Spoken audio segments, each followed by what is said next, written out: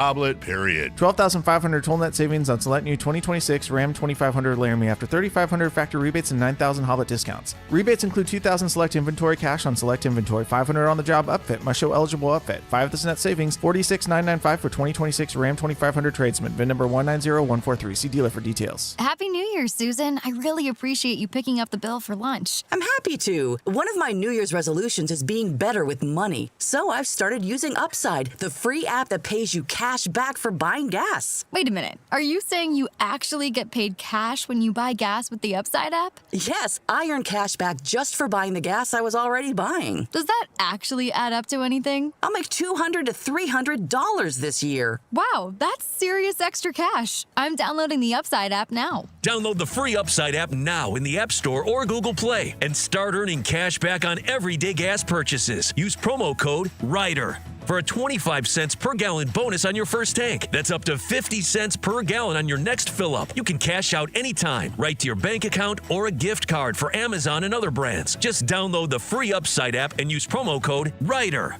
for a 25 cents per gallon bonus on your first tank. That's code RIDER. Code RIDER. Offers vary by user and location. Go to upside.com for terms and conditions. When value matters, Elk Grove Chevrolet delivers. Right now, purchase a 2026 Chevrolet Silverado for $4,500 off. The Silverado 1500 stands out with legendary towing power, a bold new design, and the dependability you expect from Chevy. Visit myelkgrovechevrolet.com for full details. Don't miss your chance to drive the new Chevrolet Silverado. Stop by Elk Grove Chevrolet today and experience quality that goes the distance. KHTK HD1 Sacramento, KYMX HD3 Sacramento. From the Power Business Technology Toshiba Studios. Sactown Sports 1140. This is the Drive, baby! The Drive Guys, Kevin Gleason and Allen Stiles. It's drive time with the Drive Guys. Allen Stiles, what is going on with the Sacramento Kings? Winners, as we know, of 3 in a row. I know you were one of many people who yesterday said, yeah, they're probably not going to win tonight. You know, and I'm not calling you out for that. Right. That made sense, but my goodness, that game last night wasn't even close. No, it wasn't. And you know what I was meaning to look up, Whitey, because we can't ignore the elephant in the room that Jalen Brunson goes out in the first quarter. So I guess the biggest question is, what was the Knicks record without Jalen Brunson? But either way, and I said this on the crosstalk, I think the Kings would have won even with him playing. I mean, the way they came out the gate, clearly they had bad intentions for Mike Brown's return. And I honestly feel like it would have been a really close game. And I feel as if the Kings would have won anyway. They were just hyper-focused to get this done. And they got the Wizards next. So you got to think, unless they turn back into a pumpkin themselves, that's another W. So, yeah, I would say now it's time to maybe worry a little bit, Whitey, about this whole tank thing. And I'd said yesterday, I'm not backpedaling. I said, hey, get this one. But did I know they had the Wizards next? No, not at the time. And, you know, you got the East Coast trip. What is that, next week? So maybe things will even out a bit. But, yeah, this is probably the last one you should get. I thought it would have been. You got 4 more home games, you know. I know. And I thought it would have been poetic, not to say that it can't happen, but I thought it would have been very poetic for that to be the last game of this iteration of the team, beating Mike Brown, kind of a full circle moment, and Doug kind of showing different flashes with the team playing well. Okay, cool. Now let's move forward to this next phase of the team. But I guess we'll have to wait and see. We got 3 huge reasons why the Kings have won 3 in a row. Huge chunks of wisdom and logic on how the Kings are winning right now. Before we get to that, and we'll get to it in just a moment, what stood out to you about Mike Brown's return? Oh, my goodness. How much time do you have? We got plenty of time. Dap Watch was incredible. I had high expectations, but Dap Watch blew my expectations out of the water, or the non-Dap Watch, I should say. What Mike said to start the pregame presser, what Doug said, then the Dap with Mr. Vivek. That was the big surprise, Alan. Oh, my goodness. I didn't see that one coming. Man, I'll tell you this much. I don't know about you, but I did not see that one coming. I didn't see that long of a Dap. How about that? I thought it would have been a, hey, good to see ya. Let me make sure I know where my bread is buttered. It's all good, right? I didn't expect that long of one. And it took me back to a couple months ago. I spoke with someone, Whitey, somebody that was close enough within this organization that you wouldn't think, right? You wouldn't think that they would have been speaking glowingly of ownership, okay? That's all I'm going to say. But when I spoke to them, they did not break character. It was great. It was awesome. It was the best time ever, right? And that taught me something. That taught me these guys know, whether it's front office or coaches, they know where their bread is buttered. And it's one thing to have feelings about players or other coaches or other players, but they don't mess around with the owners. They do not mess around with the owners. So I know it wasn't your buddy Wes because you and he. Trying to think who it was. Shout out Chipotle, Wes. But when I saw that let me know, okay, these guys don't play about their money. And watching Mike Brown, I watched it through a different lens. Hey, I'm very appreciative. You gave me one of the only, 30 jobs out there. So even though it didn't end well, he's not going to show up, Vivek, even if he has those feelings. I don't know if he was playing the game or not. Maybe he legitimately likes Mr. Vivek. I don't know. But he could have easily been just doing the thing and playing the game. I was surprised both ways, and kudos to both of them. But even Vivek was right in there. Yeah. Close range. I know. They were boys. That's how Doug wants his players to defend guys. Yeah, I mean, they know what you ate for breakfast. Yes, exactly. They were close, man. And maybe, the other thing it did bring up, not to go tinfoil hat like you and your electromagnesium and everything that you had going on. No, that's not. So I don't want to go that deep. Yeah. But it did make me think, out of all the stuff that's come out about the Kings, is there any possibility that some of the, ideas that we have had, I can only just speak for myself, but, they lost the play-in and they really wanted that playoff revenue and things went sour. It made me think, were there conversations that same offseason from possible players that maybe were in the mix and didn't know if they wanted Mike to get that extension? It made me think a little bit deeper because if you look at Mike not dapping anybody up as far as the players, but having this love for Vivek, is it possible that maybe it wasn't as much, if you look at it like a pie chart, maybe it wasn't as much of a Vivek specific thing. Objection, Your Honor. That is speculation. It is speculation. That is pure speculation. It is speculation, but he was dapping him up.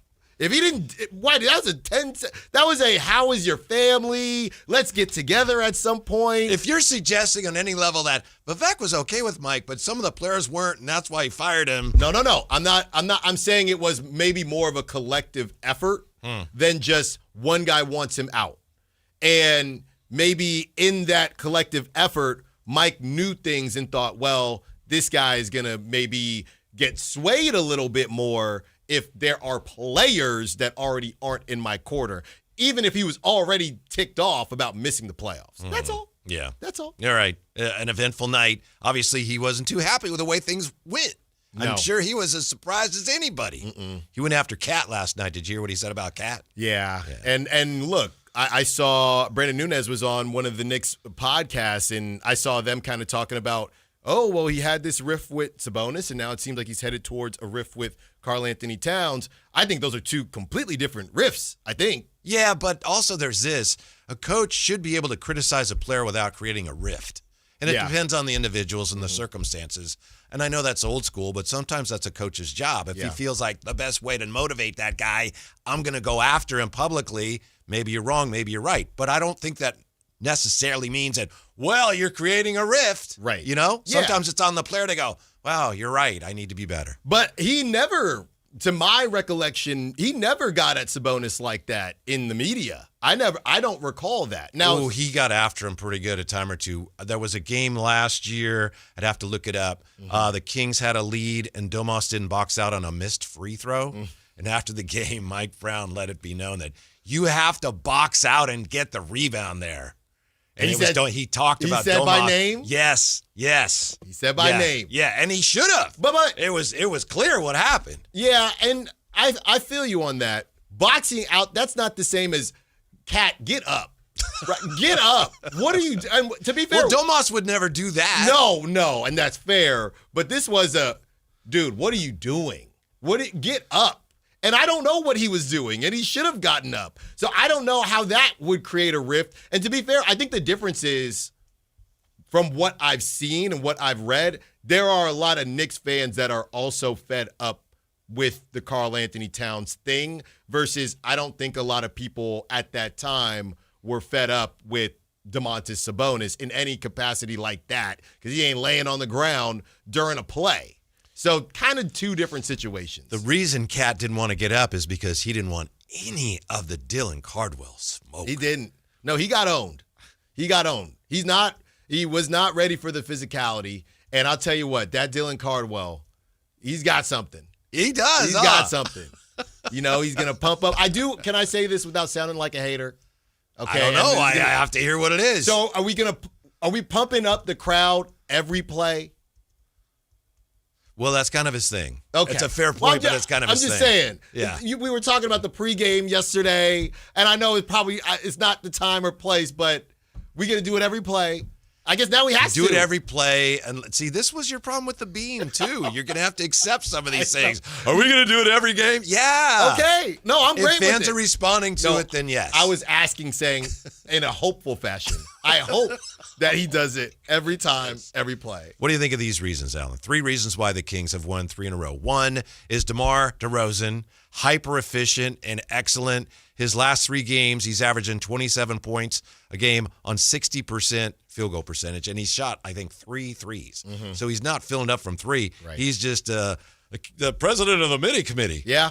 Yeah, and it's weird outside of the Dennis Schroeder thing, and he's been in and out. It is weird because it's hard to put your finger on why they're better.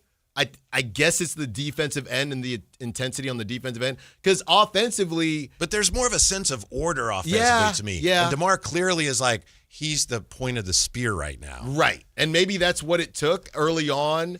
They were trying to figure, very early on, it was the kind of the Schroeder, Zach LaVine thing. Then it turned into the Westbrook world. And now we've just come back to just let DeMar do his thing. Yeah. Reason 2, the starting lineup is clicking. Only once in 3 games did a starter not score double figures. That was Achua versus LA. He had 9.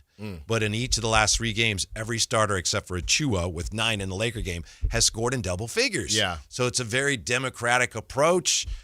Even shot distribution, which when you think about it in theory, just makes it harder to defend them because everybody's coming at us, and that's the way it should be when you have so many scorers. Yeah, yeah. And, it's hard to put your finger on the difference between obviously Keegan and Precious aren't the same player.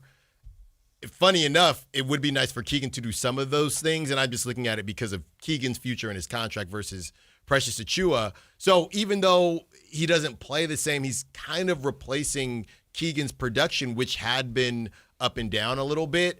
And I think there is less of that hierarchy. Let's not forget, DeMar had said this is Keegan's team, and we were all kind of watching saying, okay, is it going to start to look like it? At that point, Dennis Schroeder and Russell Westbrook hadn't really taken that much of a back seat. That's the other thing, Whitey, with Dennis Schroeder out, Doug hasn't been able to do that 2-guard lineup with Dennis and Westbrook, which we probably just don't want to see anymore as a fan base. So I don't know. It's kind of addition by subtraction. It reminds me of one of these guys that was out last season, towards the end of last season. They beat the Cavs, and the Cavs were rolling. The Cavs had a rough West Coast stretch, but I think LaVine was out somebody, and everybody's saying, how did the Kings win? And you just thought, well, I mean, there's less cooks in the kitchen, so it just makes more sense. Mm-hmm. I'm reluctant to say this because I know how many people like to point out that Keegan's not aggressive enough, and I'm a Keegan supporter. But you asked about or mentioned that right now Precious Achua basically is playing Keegan's spot. Mm-hmm. Keegan has rarely been as aggressive offensively as Precious Achua was last night. Precious Achua is always aggressive, but last night he was looking for a shot in a way you rarely see Keegan. No, and I also would say, should we even count that in a comparison to Keegan and Precious, simply because it was a revenge game? Like, to your point, it would be more of a conversation if every day he looked that much more aggressive than Keegan. Yesterday, I wouldn't call it an aberration, but he definitely had a specific intent on what he was going to get out of last night's game, and he did it. Mm-hmm. The third reason why the Kings are playing so well and they've won 3 in a row is that other teams cannot hit the broadside of a barn from 3. Yeah. The Rockets, Lakers, and Knicks shooting a combined 23 of 107 from 3, 21%.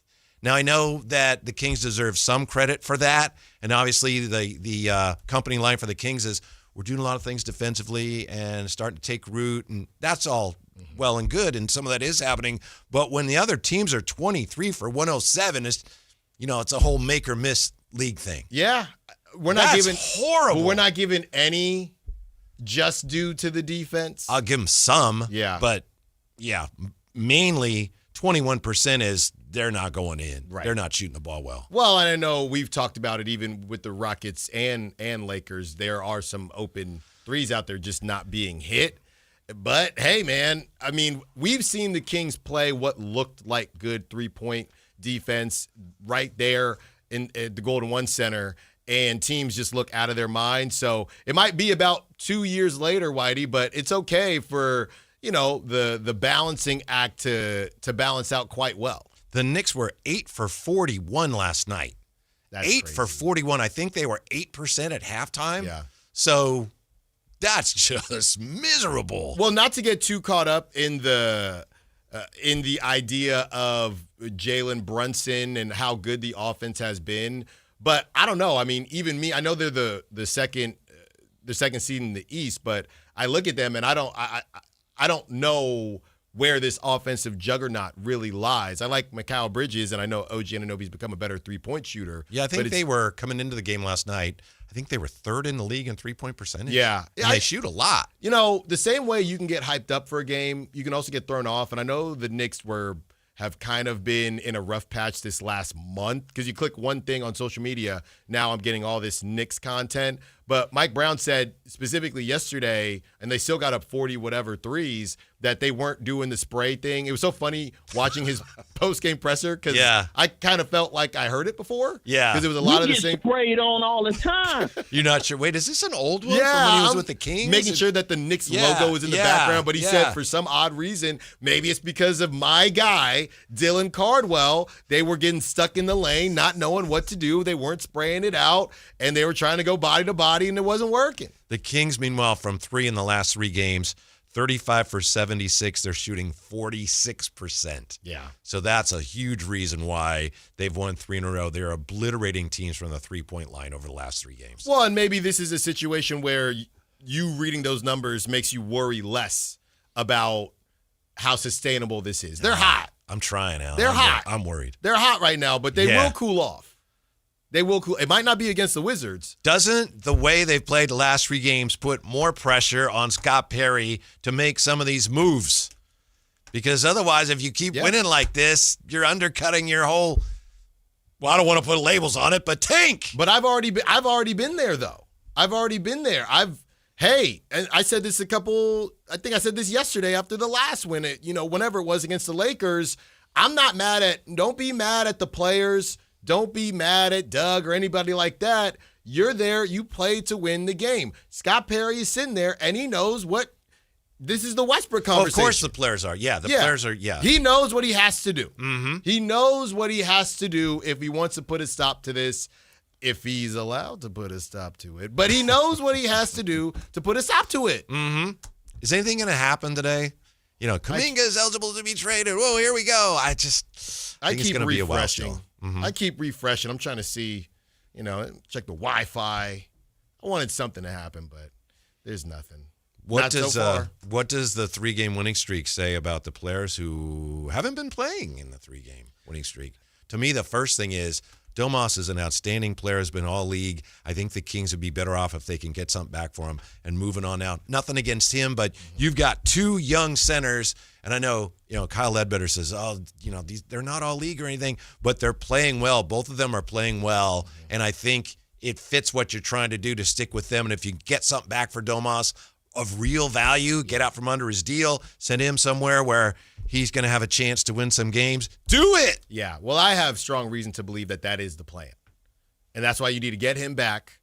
You get him back, have him play a good, 5-10 games, and it's going to get hot, right? Even if Anthony Davis ends up getting moved and he still has 6 more weeks until he returns. I think that's a plan. They might not. They're saying it without saying it, in my opinion, because they never talk about Demarcus Sabonis, and they weren't in on Trey, and they're not in on Ja. They're not in on trying to make that something. Because I looked at it like a full rebuild. I know that's a bad word, but a full rebuild, that's fine. That's hybrid. legit. Well, I'm just saying we don't. They use don't want to labels. use We it, don't but we use know labels. what's up. A full rebuild, a hybrid rebuild, and a double down, right? And I always thought that you could do a hybrid rebuild with Trey or Ja and not really ruin your rebuild, because you would still get a pick this upcoming season, because you wouldn't be good this season still. You would still get a pick. You'd have 2 more years with Demarcus Sabonis, and you see what happens. You make a decision from there, and then maybe you get another pick in that process. I didn't think you necessarily had to full-on stink for 3 years straight, but the fact that it doesn't look like they want any of the available depressed assets that are out there told me, okay, well, clearly you're not trying to build around Demarcus Sabonis. I don't know if you listened to the Christopher Lodge show with Jason Ross and Dave. I've been enjoying sleeping in, so no. Okay, all right. They were talking today, and I think Dave was the one who made this point when they were talking with Sam Amick. Dave was saying, wow, it's kind of I think he was suggesting it's a bad look or something's wrong or it's not good for the league when you have some of these superstar players, specifically Trey, Ja Morant, and they're getting dealt for very little in return. Yeah. Did you see somebody say, so let me get this straight. Trey Young goes for a bag of potato chips. You essentially have to do the same thing for Ja Morant, but Keon Ellis is going to go for a first-round pick. Doesn't that not seem off to you? And it just comes down to, again, your boy C.J. McCollum and this apron situation. It's the money. The apron's part of it, but it's also just because you have a guy who has put up numbers and you're paying him a ton of money, that doesn't mean he's that good. No. We label guys, speaking of labels, that guy's a superstar. That guy's a superstar. Trey Young and Ja Morant, and I wish them the best. And there's still time to resuscitate their careers, and Trey Young's going to have a great chance in Washington. But right now, they're not superstars. The way they play. Some people may disagree. It's like, once you're a superstar, you're a superstar. There are superstars in reputation. Yeah. But when it comes to teams looking at how can we make our club better on the floor, those guys are dangerous acquisitions because, and I know the apron is part of it, but they're so expensive and the production is a little iffy. Yeah. There's a lot of bad that comes with the good. Right. The game has changed. And we were just talking about, because the Cavs were on while we were doing the show yesterday, and I said to you and Jay, I just don't know what to do with Donovan Mitchell, right? And Jay said that Donovan Mitchell is basically at the bottom of the top, okay? Whether that's the top 10, top 15, whatever it is. Those guys in Ja and Trey, they've slipped under that. We used to talk about comparing De'Aaron Fox to Ja. We're not even doing that anymore. So I think to your point, Whitey, yeah, the names are the names. They signed those contracts when they got the names. We're seeing here, and I think Ranger Suarez did go for $5 million, but we're seeing here Kyle Tucker, right, was on the Astros and then the Cubs. He's going to get 10 years. And baseball is even saying with the impending lockout, we can't give you a 10-year contract. Yeah. And I like you right now, whoever that younger, who's going to be another good one? And I know he's a little bit taller than these guys, but Keontae George. George, everybody's high on Keontae George right now. The Jazz are really happy with him. Most improved player candidate, perhaps? No clue what he's going to get paid. Now, a couple years ago, hey, we got to give him the Supermax, and maybe the Jazz still will. But we're seeing what's happening with these guards.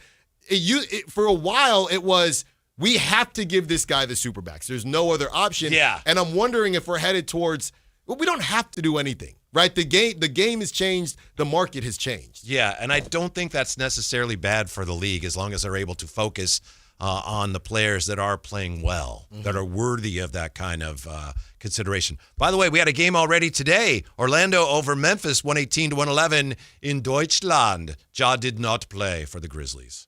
He was trying to meet somebody in the parking lot, probably. I don't know. I don't think that's a fair thing to say, frankly. 26 for Paulo Banchero, 18 for Franz Wagner. Yeah. First of their 2 Europe games. They're up next, by the way, those two, in the, hey, what are we doing here?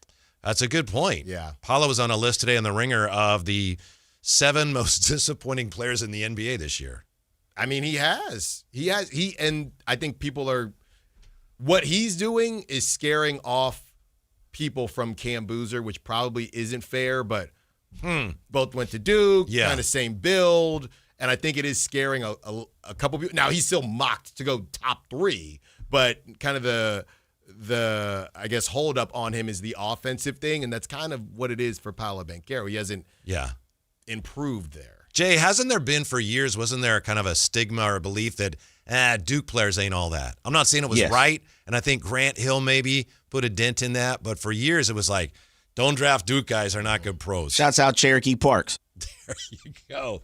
Christian Laettner. Yeah. I mean, even, one of your guys from Vallejo, Demarcus Nelson. Remember Demarcus Nelson? Phenomenal. Yeah. By the way, Jay, today is Thursday, as you know. Yes, sir. Before I left today, Mrs. Gleason gave me something. Said, hey, you think Jay would want this? If you would like this, Jay, and this is just, we hadn't busted it open yet, had it in reserve, Smucker's Magic Shell Chocolate Fudge. So if you would like that. Shouts out Mrs. Gleason. Now let's talk about the real topic of the day. Nobody cares about the Mike Brown handshakes, all the kissing and the hugging. That's overblown. Allen has got his tin hat on. Who cares? Doug didn't throw him a peace sign. Mike turned back. That's old news. That's done. Let's talk about this chocolate shell right here, brother. Magic Shell Chocolate Fudge freezes in seconds. That's all yours if you want. Spectacular, man. Yeah. Well, I tell you, I understand why you married her. Yes. I understand why you married her, yes, sir. But what's going on here? What is this? Oh, this is Thursday nights. We always have ice cream. And Jay, I've talked about it a time or two. Jay has taken an interest in it. And Thursdays, he asked me, what kind of ice cream tonight? And I mentioned last week we had the chocolate shell. I don't know if you're familiar with that. Jay didn't know too much about it. So my wife heard about that. She's like, well, take this to Jay if he wants it. Are you getting different ice cream from different places? Sometimes, yeah. Okay. Yeah, but it's just at home. We're just having it at home. I see. Bowl of ice cream. I see. Or watching the basketball. Okay. And the chocolate shells. Delicious. Okay. Yeah. Magic shell. Spectacular, man. I like that. Takes me back to Dairy Queen back in 93. Uh-huh. Yes. Oh, and one more thing. I know we got to take time out. Alan sent Jay and I a picture of the sign where people fish near his house. And it's I thought you said it was a no fishing sign. I couldn't figure out what that thing said. No. You know what? I looked at it and I had it typed out to you guys. Maybe this is more confusing than I thought. It is. Then I reread it because I was about to start my run. I reread it and I said, okay, I'm going to send it to them because it's the blue and then the light blue. Then I was running and I saw the no fishing signs. Call number 311 for violators, and I was going to send you guys that picture, but then I didn't. What is the name of the lake? Isn't it Fisherman's Lake? Yeah, it's very good. Because you can't. You can't fish in Fisherman's Lake. It's on the other side of the trail. Just get on the other side. It was a little confusing to me. It was confusing. It was the first time I looked at it, I thought, that is kind of confusing. L.A. parking sign.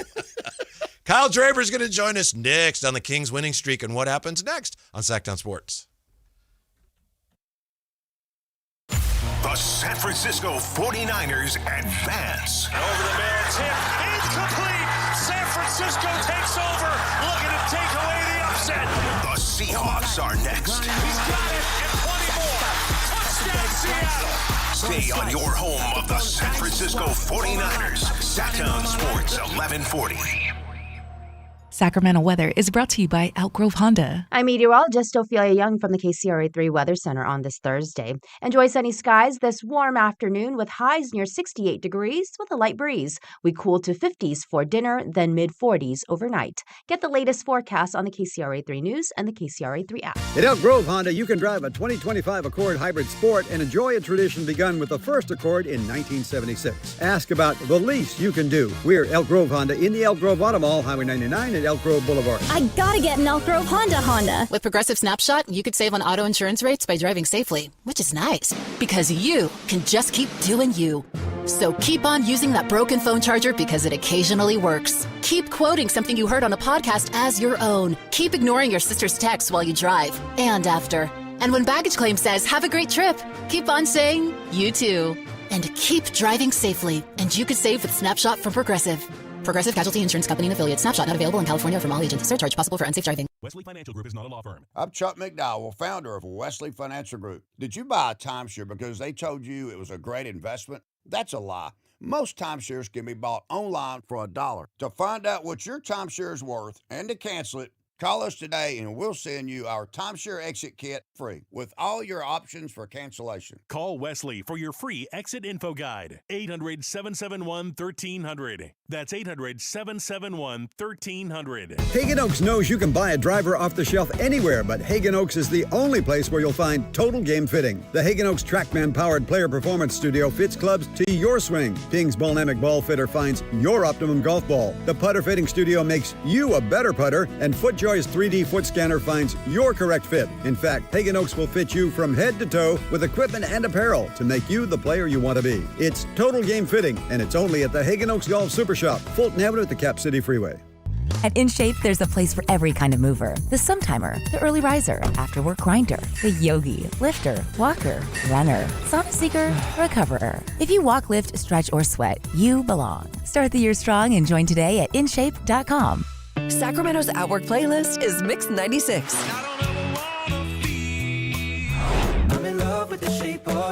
Now with 4 opportunities each weekday to be our $1,000 Employee of the Day. Today's hits and yesterday's favorites, Mix 96.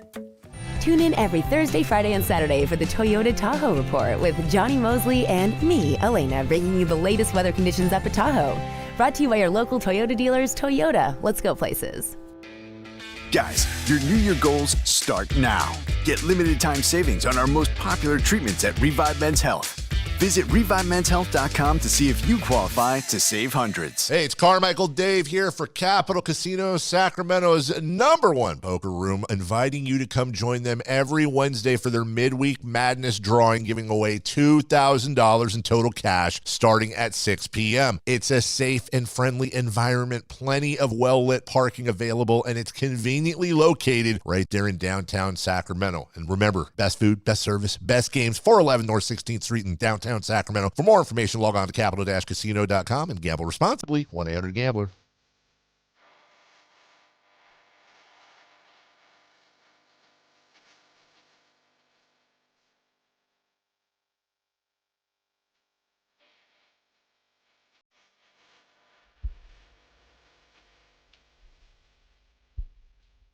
Live and local, it's the Drive Guys. Watch the show on youtube.com/Sactown Sports 1140. Or listen on the Sactown Sports app. How have the Kings won 3 in a row? This is from This Week in Basketball. 3 reasons for the streak. 1, the sexy answer is Dylan Cardwell. 2, the conspiracy answer, all the top players are playing well to look good for trades. 3, the meh answer is it's the doldrums of the season. Any of those stick out to you? That last one is pretty interesting. And I would add to that last one just the idea of you are playing the Kings, and as much as players will say, hey, they're all getting paid, yeah, I think they're probably heading out to Sacramento, or Sacramento comes into the building and they're thinking, we could probably get about 70% and get this one done. Yeah. I'm sorry. Our next guest is ready to go. I wanted to make sure his microphone was working properly because through no fault of his, he had some issues with that last night. It's Kyle Draper. What's up, Drapes? What's going on, man? I'm good, man. I'm good. How are you guys? We're good. We're good. That had to be fun last night. What's going on? 3 in a row. You have any idea what's going on? Oh, you're just going to gloss over the technical difficulties, huh, Big? Well, I didn't know if you wanted to go there. I mentioned it and you didn't address that, so I thought, okay, we don't want to go there.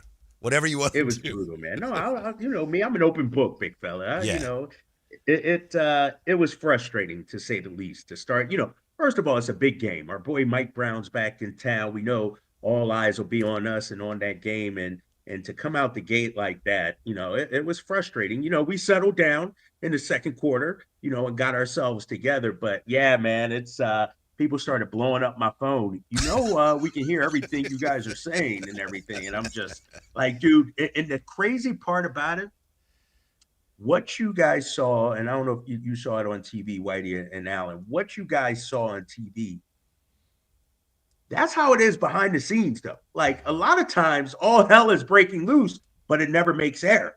You know what I mean? You don't get to see it or hear about it on air. But there's fires being put out all the time in games. We just usually keep that behind scenes. This time it was sort of like learning how to bacon is made and how the fat is cooked and all that, So, yeah, but other than that, it was great. Well, it was educational. And, we watch TV and sometimes you can tell somebody's mic goes out or something and the announcers have to figure out what to do about that. But it's unusual that we get to hear your communications with the truck or whoever you're talking to. I've never heard that before, Drapes. What happens is there's two buttons on our little headsets that sit in front of us. There's a cough button and a talkback button. When you got a cough or don't want somebody to hear anything, you hit the cough. When you want to talk to the producer and the director, you hit talkback. So I hit talkback, and sure enough, it went out over everybody. And the crazy thing, we did mic checks before the game. So what happened in the a 15-minute span? But all right, enough about that. Sound elementary over there, if you're asking me. Dude, man. Don't say nothing. Don't say nothing. Broadcast, bro. God darn. Yeah. You need a new string to connect the Dixie cups, I guess. Let me start off by saying this. I've been on with 3 minutes with you guys. Allen Stiles ain't said a damn thing. Cat got your tongue, big fella. Where you at, man? What's going on? Look, I'm still, getting in the fold. You guys are talking back and forth. I'm not gonna hop on in here. It's like when Jordan walk in the room, everybody quiets down. I get it, Alan. Intimidated a little bit. I'm not sure about that. Well, we talk about how the bacon is made. I can't really see you. You know what I mean? So I'm just listening, waiting to hop in like double dutch. Because you know how it is, Drapes, in here. So I'm not trying to hop in and cut anybody off. But look, the only thing I was thinking, Drapes, because I did watch the post game. This might have been a week or so ago. And you were talking to Deuce and Mo about when you hoop. And when you hoop, you're pumping up the crowd. So whenever I watch Dylan Cardwell pumping up the crowd, I don't think of Michael Jordan. I think of you, Kyle Draper, because you said you pump up the crowd just like that at the Y, at the in shape, wherever you're playing. So I know you're a fan of what Dylan Cardwell's doing. Yeah, 100%. 100%. And if you guys watch it, last night specifically, I thought not only did he play to the crowd, I thought he had some smoke for Karl Anthony Towns out there. Like, he was mean mugging him, looking at him eye to eye. What you going to do, big fella? And Karl Anthony Towns, there's a reason why his initials are KAT. He was a little pussycat out there yesterday compared to our boy Dylan Cardwell. And so I was impressed by him. The antics and everything like that, that's one thing. But you got to be able to back it up out there on the court, fellas. And he is doing that so far, man. You talk about the bright spots of the season. It's the two rookie big men that have been huge for the Kings this season. Yeah, and Drapes, we don't know where the roster is going, who's going to be on the roster, what it's going to look like tomorrow for that matter. But with this current roster, you have so many guys that are scorers. He's perfect as a center on that team because he'll catch lobs and he'll score on putbacks. He doesn't need the ball, so he's a great fit with some of the players they currently have on the roster. Well, you guys know, you guys are athletes. You played sports. Everybody can't be a home run hitter. You need somebody that can steal bases, that can, an Ichiro, if you will, leading off, set the table for others and everything like that. And in basketball, you need guys to be able to play their role. And his role, he does things that nobody else on this team can do. I mean, he was blocking shots last night. He's blocking OG Anunoby. He's blocking Karl Anthony Towns. And we're talking about an undrafted big man. I told this story a couple of weeks ago on the broadcast, and I was talking to one of the assistant coaches about Dylan Cardwell. And they said, Kyle, Dylan Cardwell has never scored 20 or more points in his career. Not in college, not in high school, never. And I was like, no way. So I went back to Dylan, and I'm like, dude, is that true? He said maybe once as a freshman, but he's earned his way. There's a scholarship at Auburn, earned his way into the NBA by doing all those dirty things, the little things. And, he's doing it for the Kings right now. Kyle, I was curious. I saw somebody respond to me yesterday, and they said, even with all the stuff that this team is going through, it does seem like they like each other. And I thought they hit the nail on the head because it has been a weird season. I'm sure you've seen teams before where, they're kind of waiting to be traded and things like that. But has the weirdness of this season, does it feel like it's brought these guys closer together? No clue how long they were going to stay together. Now we are halfway through January and they're still together. Has the oddness of this season, you thought, probably brought these guys a little closer together?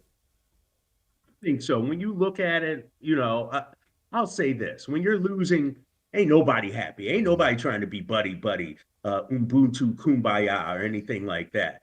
But to be able to weather that storm that they did, whether it's the reports that everybody's open, available for trade except Keegan Murray and Nick Clifford. I mean, these guys read that. They hear these things.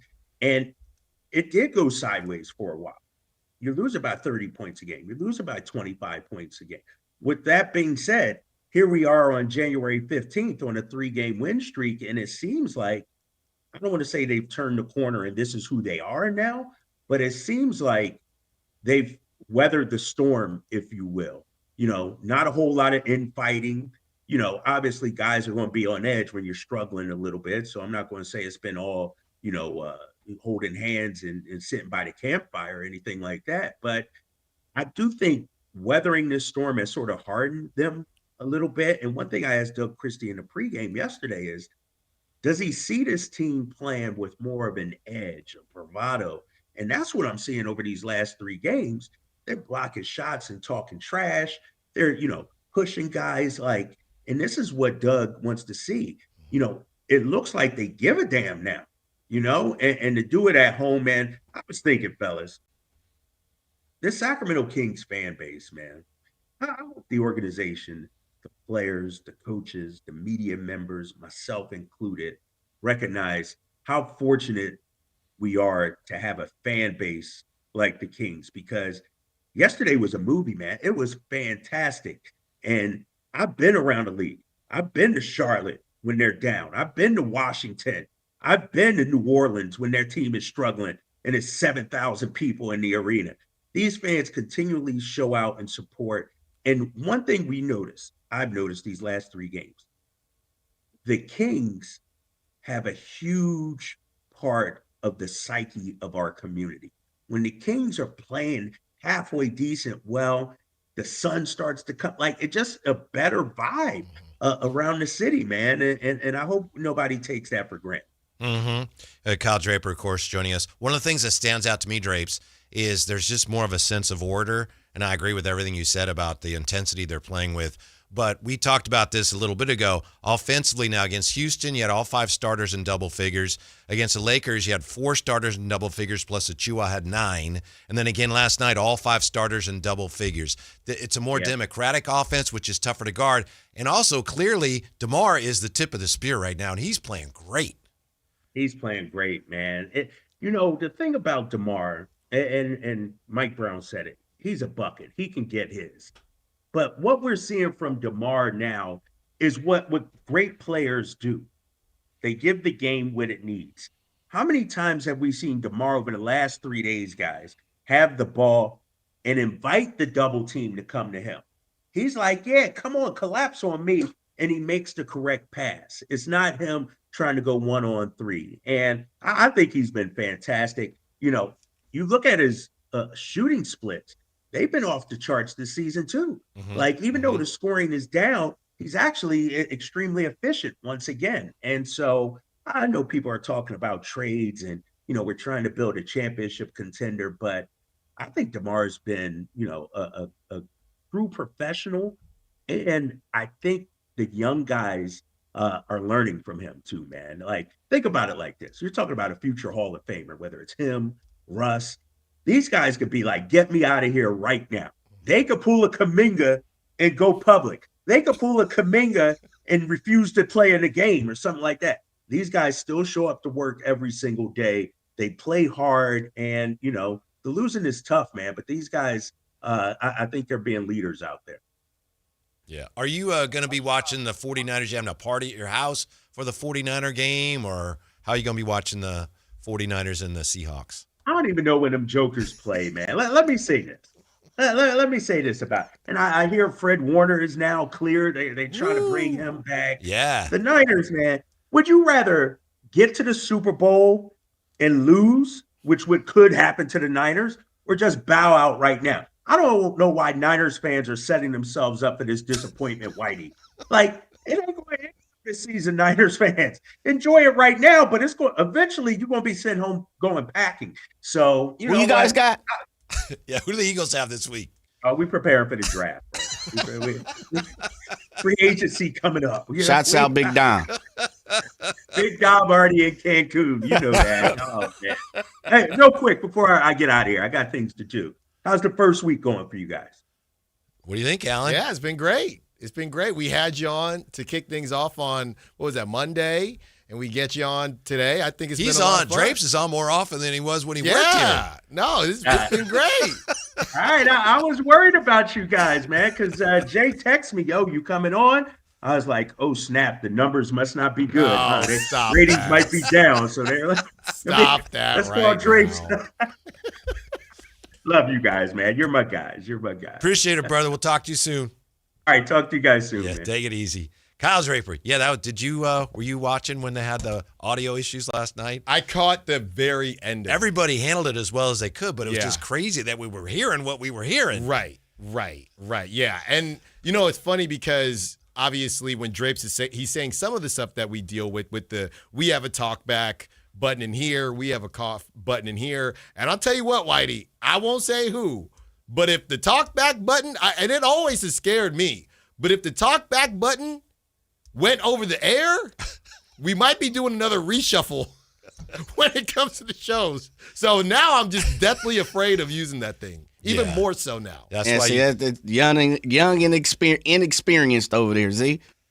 That's what I told Draper. I said, man, you guys got that Fisher Price stuff going on over there.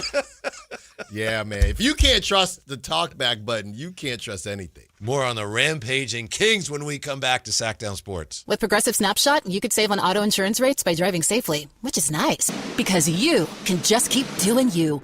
So keep on using that broken phone charger because it occasionally works. Keep quoting something you heard on a podcast as your own. Keep ignoring your sister's texts while you drive and after. And when baggage claim says, have a great trip, keep on saying, you too. And keep driving safely, and you could save with Snapshot from Progressive. Progressive Casualty Insurance Company and Affiliates. Snapshot not available in California or from all agents. Surcharge possible for unsafe driving. Are you 50 or older? This news is for you. The CDC recommends you get vaccinated against pneumococcal pneumonia. Even if you're healthy, your age puts you at risk. People 50 or older are over 6 times more likely to be hospitalized with pneumococcal pneumonia compared to adults 18 to 49. Just one shot can help protect you. Learn more and schedule at vaxassist.com. That's VAXassist.com. Sponsored by Pfizer. Catch all the action at Sky River Casino. Enjoy over 80 table games, more than 2,100 slot machines, and a thrilling high-limit room. Plus, with 18 elevated restaurants, bars, and lounge destinations, and Sky River rewards that add up and up. There's something for everyone. Just minutes from Sacramento, right off Highway 99 in Elk Grove. Join in the fun and experience new heights. Sky's the limit at Sky River Casino. Visit skyriver.com today. Gambling problem? Call 1-800-GAMBLER. Joe Fallon did something smart. He saved hundreds on auto insurance switching to Progressive. With that money, he commissioned a portrait of himself. Does Joe already know what he looks like? Yes. Do guests know what he looks like? Also yes. But not as art. It's Joe's savings, and if he wants to spend it on a velvet painting of himself with a white tiger at his feet, we say, roar, Joe, roar. Switch and see if you could save with Progressive and treat yourself. Progressive Casualty Insurance Company and Affiliates. This is the story of the one. As the purchasing manager at a manufacturing plant, she knows the only thing more important than having the right safety gear is having it there when you need it. That's why she partners with Grainger for auto reordering, so her team members can count on her to have cut-resistant gloves on hand, and each shift can run safely and efficiently. Call 1-800-GRAINGER, click Grainger.com, or just stop by. Grainger, for the ones who get it done. I know that hiring can be challenging. You sort through tons of resumes and you get too many so-so applicants. You're just waiting for someone to match your role perfectly. Well, now, there's a place where you can meet them fast. ZipRecruiter.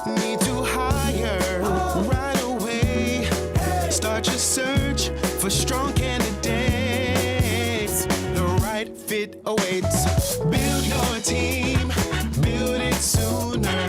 Meet your match on ZipRecruiter. Just head to ZipRecruiter.com/free right now to try it for free. And you're on your way to meeting your match. 4 out of 5 employers who post on ZipRecruiter get a quality candidate within the first day. So try it now. Go to ZipRecruiter.com/free. Once again, that's ZipRecruiter.com/free. Meet your match on ZipRecruiter. Try it free. What's going on? We're talking to Chad Hoblet of Hoblet Dodge, Chrysler, Jeep Ram in Woodland. What's happening, Chad, for the Start Something New sales event? There's no better way to start the year than in a new 2026 Ram 1500 Crew Cab.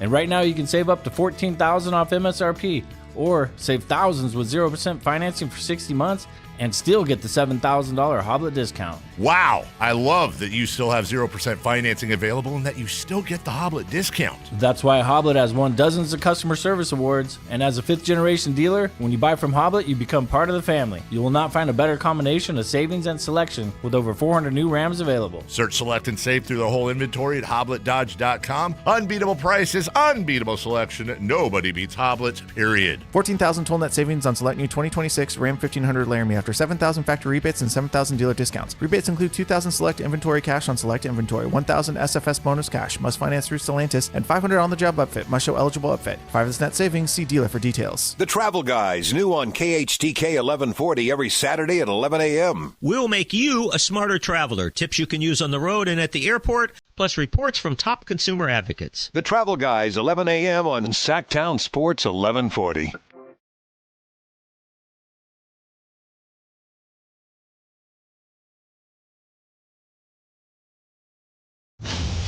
The Drive Guys with Kevin Gleason and Allen Stiles on Sactown Sports 1140. Had a question a couple of days ago. I think I asked you, Allen. Might have been on the crossover. Who's going to be back first, Domantas Sabonis or Fred Warner? Mm-hmm. And it looks like it's going to be very, very close. Yeah. Two very, I guess, surprising reports. This is how it tends to happen with the Kings. I'm not trying to get in trouble here, but it just, hey, he's working his way back, and he's going to be back Friday. I feel like the same thing happened going back to the Kevin Huerter thing. Remember Kevin Huerter last season? Hey, when is he coming back? He's starting opening night. And now Domantas Sabonis from our guy Sean Cunningham, full participant today. Okay, and that's great. There's a chance he could be ready for the Wizards game on Friday. So, surprise! Yeah, that's how it happens, I think. Yeah. Okay. Yeah. Okay. And it depends on, obviously what happens in practice today. Right. So, right. Well, I saw him, yeah. And this is my whole thing with practice. Not to do the Allen Iverson thing, but you got that going on with practice. Yeah. Then you have, obviously, Fred Warner. It looks like it's not impossible for him to return. And then you get Sam Darnold, who messed up his oblique, right? It's a 0% chance he doesn't play. But you mess up your oblique practicing before the divisional game against the Niners.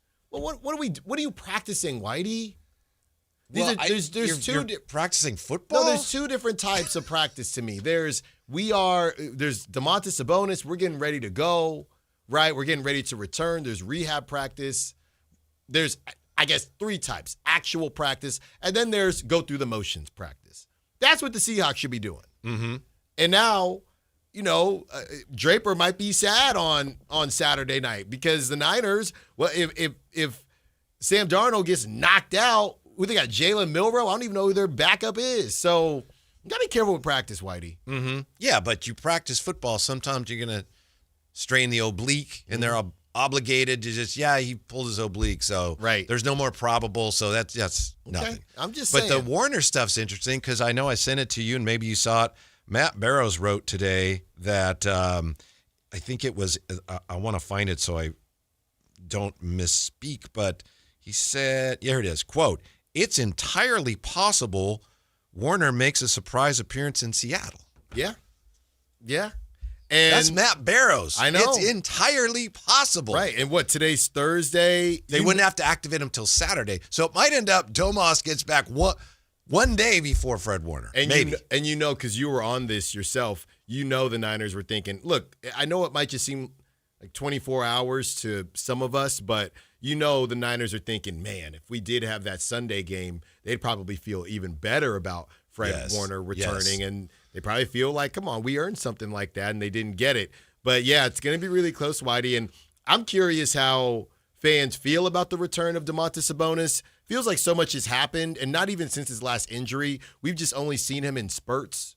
We've just only seen him in flashes, and one of, I guess, probably his most injury-riddled season, I know, in Sacramento. But well, his first year here, he was hurt, but he just played through a broken thumb. Exactly. So, people haven't really seen him with this team, and it's one of those things where you kind of got used to Dylan Cardwell. You got used to Maxime. Maxime's family is in the building. You're not really winning anything anyway. You weren't winning with Sabonis. So I'm sure there's somebody out there that isn't thrilled by that news, which sounds crazy to not be happy that your all-NBA center is returning. But I'm sure there's some people out there thinking, not for this year. Right? Well, what are we going to do with you this year? Yeah. Speaking of injuries, as we unfortunately are doing all too often here on all the sports shows, you just shared with me something that I'm having a hard time processing. Oh, your thing. Have you heard about this, Jay? Your thing. Players are going to NFL agents and asking about the electromagnetic field and how it might be contributing to 49er injuries. Yeah, an injured NFL team, a power substation, and a theory that won't fade. This is from the Washington Post, and the crux of it is that NFL players have started to reach out to agents about the location of the Niners practice fields. It's from Chase Sr. of Chat Sports. Players have voiced real concerns about EMF, and some agents think this might impact the Niners' ability to attract or retain free agents. One agent told the Washington Post he thinks the Niners might have to move their practice field. Nope. Wrong. Let's not be stupid. Another agent has wondered why his clients have taken longer to heal while playing. Well, that's the only 49ers. explanation. It must be because of the substation there. That's the only explanation. I'm just saying, this is the Washington Post. No, Do I with that know what you will. I know. It's like Who wrote that? Germ. Yeah. What was the original? You said Washington Post, but it started somewhere Somebody else. else, yeah. No. I got to get past the. Yeah. I'm just saying it's the Washington Post. Yeah, but you cited somebody else. No. Chase Sr. basically gave a breakdown of the article. Oh, okay. That's what it is. Look, it says WP. So Chase Sr. aggregated it from the Washington Post. Yes, that's right. Okay. It says WP. I got you. I read the title. Mm-hmm. Now get me in here. Well, you ever see the movie The Skeleton Key with Kate Hudson? Oh, I love that movie. Don't spoil the ending. No. Legitimately, that's one of my, when they switch at the end. Oh, okay. Yes. But if you remember, the thing about The Skeleton Key is none of it's real unless you believe in it. Oh, yeah. And that's the same with this. If you have players, whoever they are, and for whatever reason, if they believe, I think that could be contributing to the injuries, then the 49ers have to do something about it. Even if the sign says, no, it doesn't. Well, if people believe it does, it's probably going to have to be something they address, unfortunately. Yeah, why? Because people are stupid. Well, they're going to have to at least address it. Yeah. They're going to have to address it. But no, I love that movie. Anything New Orleans, voodoo dolls, any of that, I'm in. Really? Those restaurants, there's that one restaurant in New Orleans, I've never gone. I got to go back to New Orleans as an adult, and it just spins. You're eating there just spins on its own. Yes. I love stuff like that. I told you, Whitey. Well, you went there when you were a kid or something? I didn't go to that restaurant, but I went to New Orleans when I was a kid. I had Gator out there. Right. And, I was too young. Uh-huh. So I got to go back as an adult. Sounds like it really made an impression on you. I just love it. I love the great beyond. You know what I mean? We got to go to the Smoothie King when the Kings are back there, right? Let's do it. Accompany the team back to Nolans. I'm sure there's ghosts in there because they're not fans. When we come back, trade talk today. Guess who is now officially available? Anything breaking today? If it does, we'll have it for you next on Trade Talk today on Sactown Sports. Stay up to date on Sacramento sports. Join the Sactown Sports 1140 newsletter. Visit SactownSports.com. This is the story of the one. As a safety manager at a manufacturing plant, he does everything he can to keep his coworkers safe. From finding ways to reduce risks to keeping safety supplies in stock. And for that, he relies on Grainger, Grainger offers a broad range of quality products and next-day delivery, so he can always play it safe. Call 1-800-GRAINGER, click Grainger.com, or just stop by. Grainger, for the ones who get it done. Get as loud as you can for Monster Jam! The one and only Monster Jam. Packed with stunts, smiles, and jaw-dropping skills. See the world's best drivers tear up the dirt in your favorite Monster Jam trucks. Like Gravedigger, El Toro Loco, Megalodon, and more. Only at Monster Jam.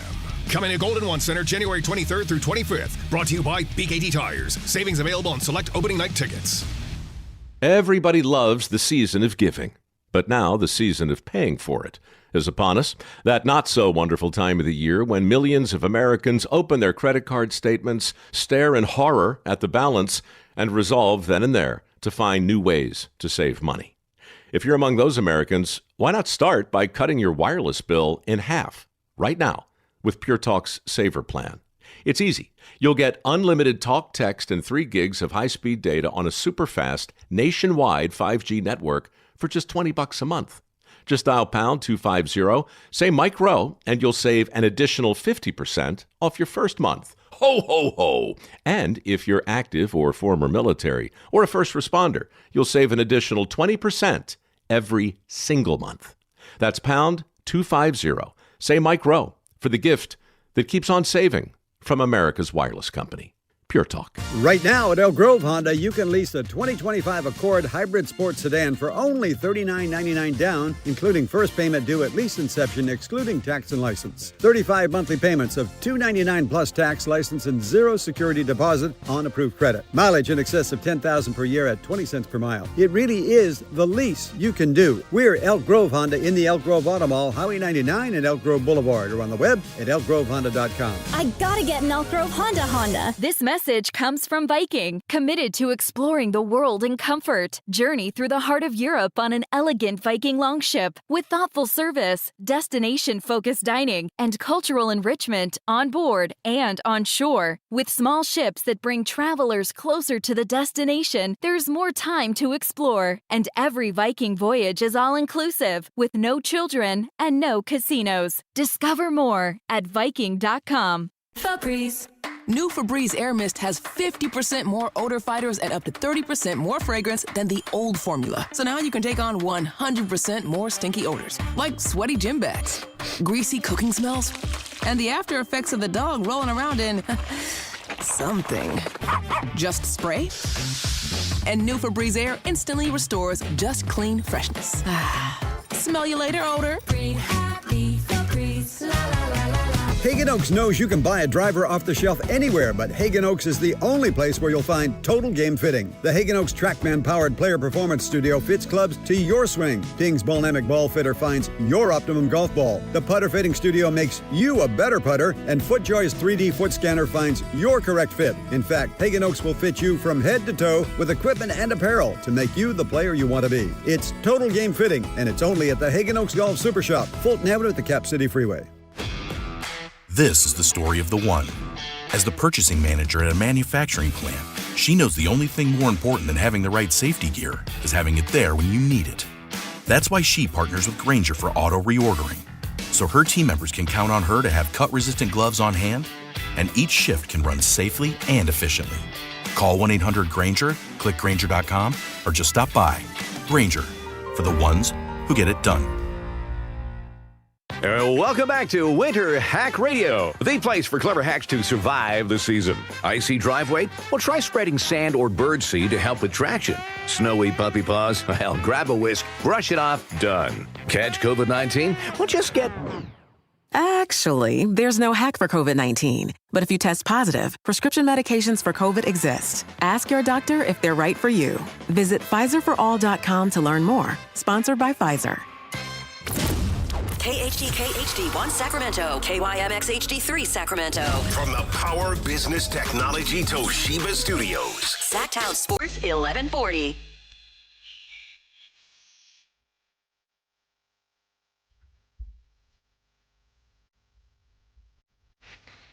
Live and local, it's the Drive Guys.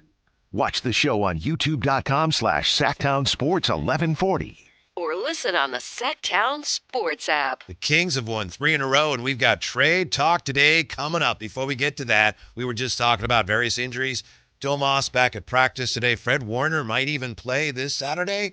And we have this, Kimberly, in the YouTube chat. I have the week off after a medical procedure yesterday, stuck in bed. Been fun watching and chatting through YouTube and talking sports with you all. I usually listen and text while at work. We hope you have a rapid, speedy recovery, Kimberly. Yes. Get well soon, Kimberly. Yes. And, I'm sure you were well treated. You're treated well, and you have the right doctors and everything. But we will perform on this show. We will perform most medical procedures at a fraction of the cost, right? Oh, did not think that's where you were going with that. Funny enough. At a fraction of the cost. You know what, though? You know how your parents will say you can do anything you want or whatever you put your mind to, which sometimes isn't true, but you got to say it anyway. The one thing my mom's, Alan, you can do anything you want to do. The sky's the limit. I don't think you could be a surgeon, though. I got some shaky hands, Whitey. Oh, really? I don't know. They just, when I'm trying to do and baby number one will come up to me and she'll say, hey, can you put the doll's hood back on? And I'm trying to do it, and it's the worst. I don't know. It's just they've always, they get sweaty a little bit. Could not be a surgeon. Shout out surgeons, man. Yeah. I had a guy in, one of those, he was like a male nurse or something, and I was with my brother. My brother broke his ankle, and I went with him to get it fixed, but the guy who's treating him was telling me, we were talking about surgeons for some reason, and he said he could never be a surgeon because he said he was doing something with a surgeon one time, and he's holding something, and his hand is perfectly still, and the surgeon says, your hand is shaking too much. And he was like, it's not shaking at all. But to the surgeon, it was like this. Hold it still. Yeah. I can't. Couldn't do it, man. Mm-hmm. My mom is like, I don't know why your hands are shaky, but. So it's always been that way. Always. Shaky Styles, they That's call right. Shaky Styles. Now up to bat. Mm-hmm. Mm-hmm. Yeah, that's the one thing. And she's very, she's one of those moms where you can do anything. You can do anything. She said, Alan, do not waste your time. Do not waste your time, brother. Mm-hmm. Okay. My mom, one time I caught this fish and it died, of course, because I caught it. And then my mom said, come here. And she was a zoology major, so she took me in the backyard and she dissected the fish that I caught. Oh. And she showed me, here's the bait and everything. And it was the coolest thing. I'll never forget it. Yeah. I was really young. Mm-hmm. But my mom was pretty cool about stuff like that. Yeah, that is cool, though. Yeah. But you didn't want to embark Never in really that. thought about that at all. Yeah. At all. Embark in that world. Mm-hmm. Mm-hmm. Yeah. But yeah, a fraction of the cost. There's some insurance things we got to, we got to make sure that we're clear on. I'll hold it for you. I'll hold it steady for you. Guess who is now officially available? It's, of course, Jonathan Kuminga, who, according to reports, has demanded a trade. And I know, Alan, we had this conversation on the crossover. Sham saying he has demanded a trade. NBA players can ask for trades. Players in other sports, in other leagues, you can ask for a trade. Did he say he demanded a trade just to make it more dramatic? Yeah, I think so. Or did he go into Stevie? That's it. I'm demanding a trade. Yeah. I don't think that's how it works. Well, I believe that word got used on purpose because they felt as if they had already, in their mind, politely asked for a trade. And, hey, let's see how this thing can work. And let's not forget when he signed that 2-year contract, Shams, how did Shams write it? A contract that is meant to be torn up at whatever it was said. Yeah. It was very clear that I'm signing this not to be with you. I'm signing this so we can get to the next step. And now he's just, I guess this is not so gentle reminder that it's time for the next step. And so stop dilly-dallying around. I know a lot of fans around here don't really care about what's going on with the Warriors, but I think it's interesting what's going on with the Warrior fan base in regards to Kuminga, because I know you were there for a while, and Kuminga still has his supporters, but it seems to me that there are more and more and more Warrior fans who are like, get him out of here. Yeah. Because at this point, it is a waste, right? I mean, you're a waste of a roster spot, and they can't afford to waste roster spots. I mean, no disrespect to Guy Santos, but he's getting some solid time here, and I sure, like Keith Santos. I'm sure I've you always do. liked him. I've always liked him. Since Summer League. You have a perfect team of Dylan Cardwell, Guy Santos, all these guys that are getting some time here. But, he's getting solid time. Obviously, they're still doing the Moody Pajemski thing, and there's a lot of meat on the bone for that team, and you're just wasting a spot, and now $20 million literally sitting him on the bench. So he demanded it, not that he felt like he needed to, and now they're trying to posture the same way I think the Kings are posturing with Malik Monk. We're okay to take this. No, you're not. Steph is 37, 36, 37. Malik Monk is no longer being peddled. Yeah. What do you make of that?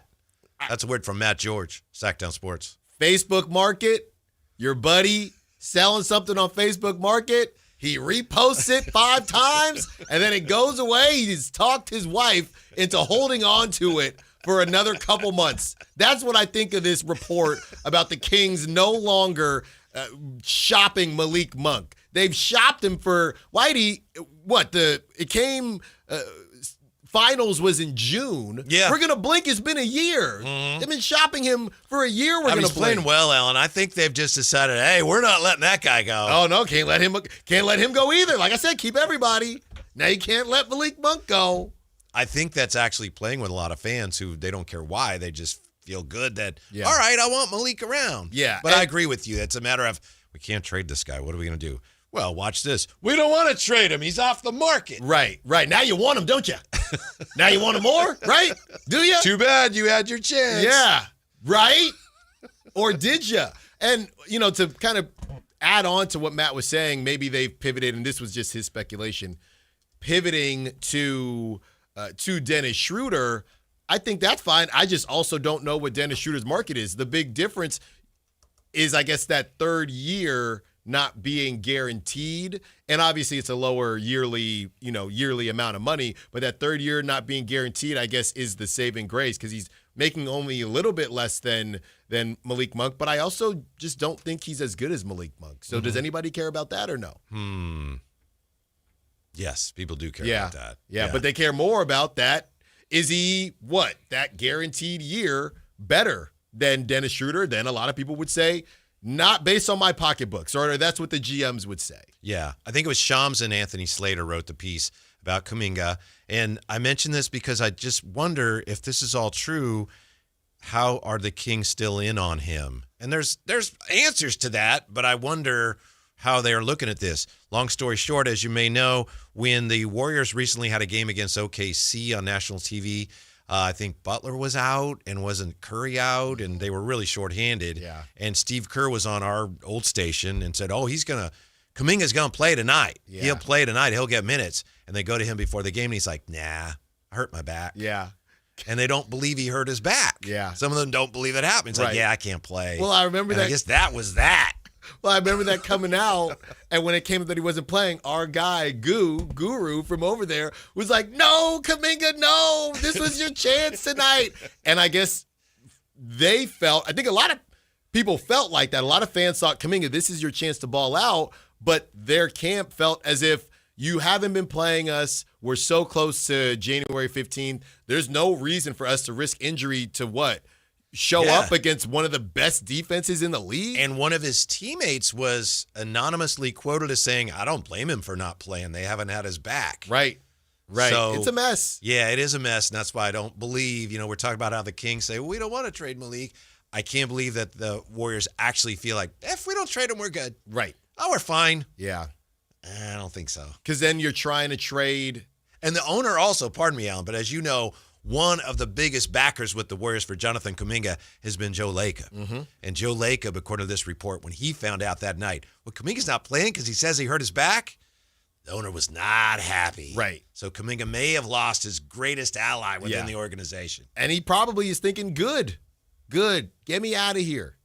I'm seeing the list now is at 4 or 5 teams for Jonathan Kuminga. So, maybe realistically that's about 2 or 3. And we know one of them is the Kings. I know I saw the Mavs trying to get in the mix here. I don't know if that's an Anthony Davis thing. I don't know how they swing that type of money. They literally can't swing that type of money unless they give up, your boy Guy Santos and a bunch of other $10 million contracts. So I don't know how they would get Anthony Davis. I guess I'm intrigued by Jonathan Kuminga and Cooper Flagg, but if Jonathan Kuminga, we read this too, if you want to be the guy, I don't even know if you go to Dallas, right? They got their guy. Mm-hmm.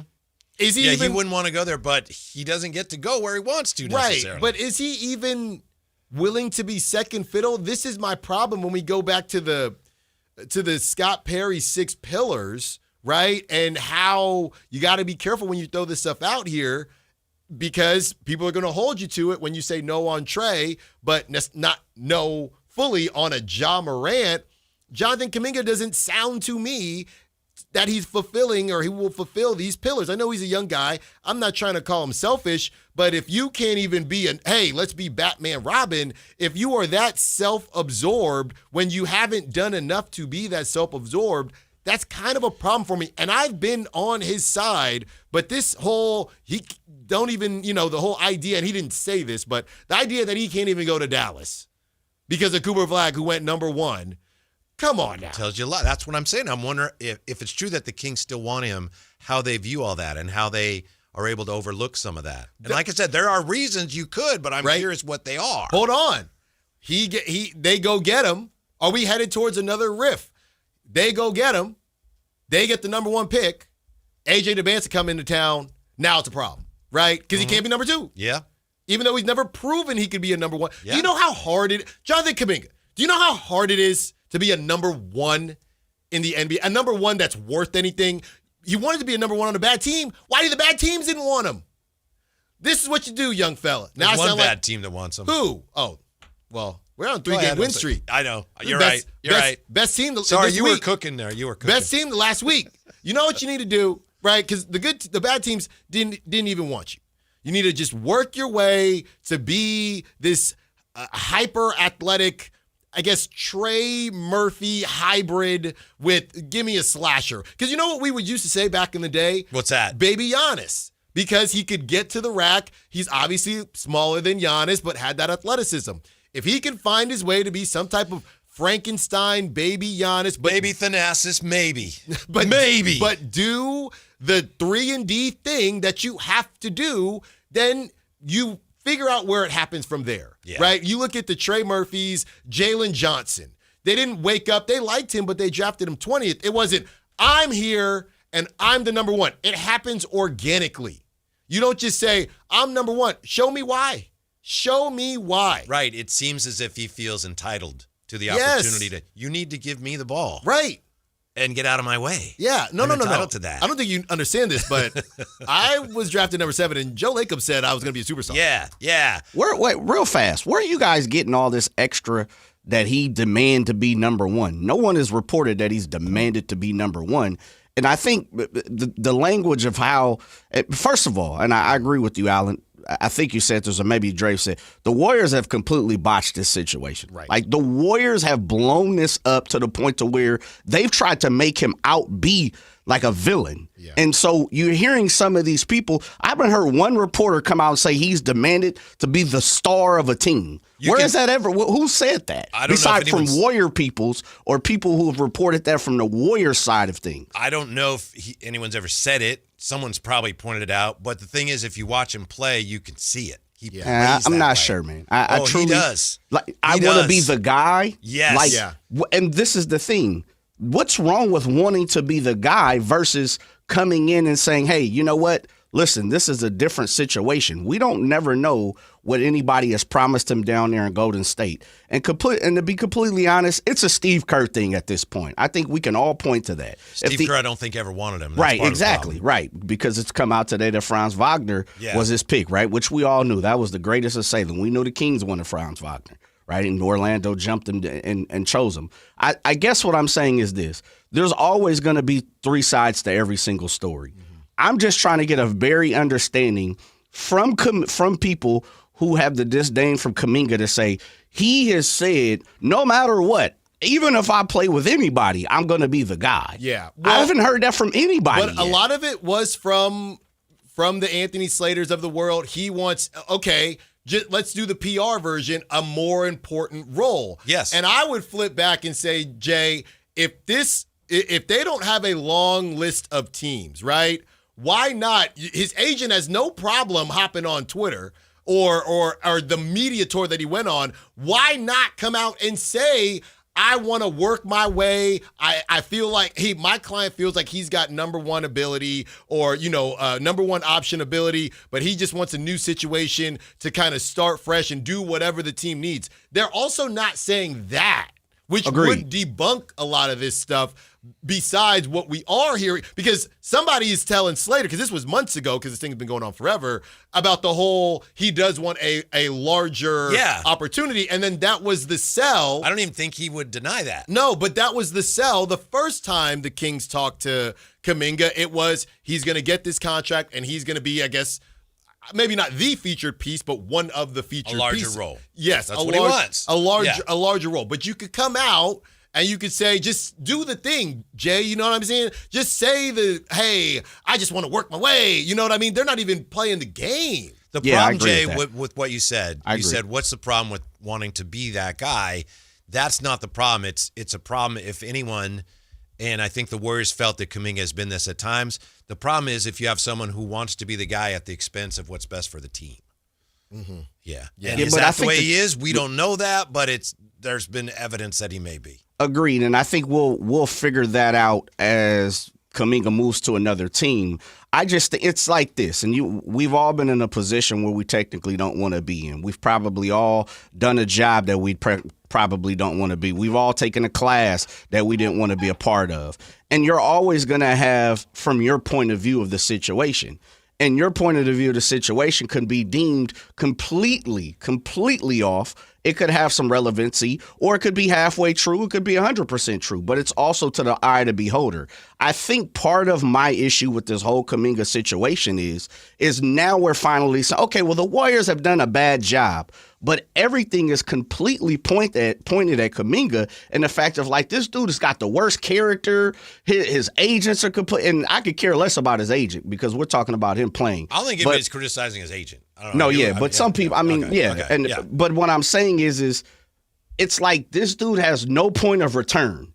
Just because he doesn't want to play for the Warriors and just because he doesn't want to play with Steph Curry in his own fashion, he's like, oh, you can't play with Steph Curry. You can't play with nobody. But the question then is, Jane, I don't expect you to have the answer necessarily, but why is it that just about every other team looks at him and goes, yeah, we're out? Because the Warriors have talked about it to nauseum of this dude wants this. We've continued to hear so many instances from Anthony Slater, Monty Poole, Dalton Johnson, all these guys, Mark Spears, come out and say, well, Kuminga's selfish. And Kuminga, and I'm not saying those exact words, paraphrasing, that it's all about him. We don't know the truth. We don't honestly know the truth because now we're hearing some pushback. It's like even some of his teammates have said, yeah, he's kind of been mistreated a little bit, and we got his back. Yeah. Jimmy. Right. Sorry.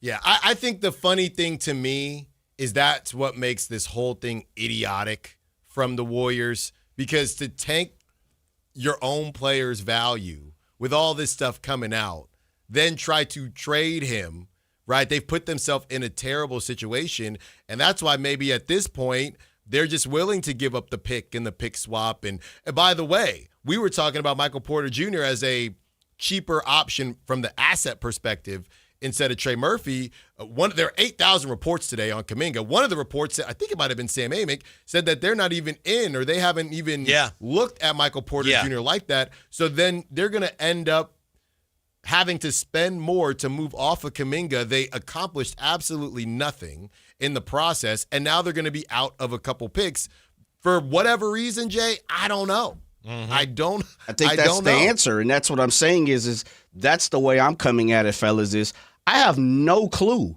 Do I respect Anthony Slater? Absolutely. Do I respect Monty Pools and the Mark Spears and everything of the world? They're reporting what someone is telling, someone has told them. But we also, again, three sides of every story. We don't know the narrative.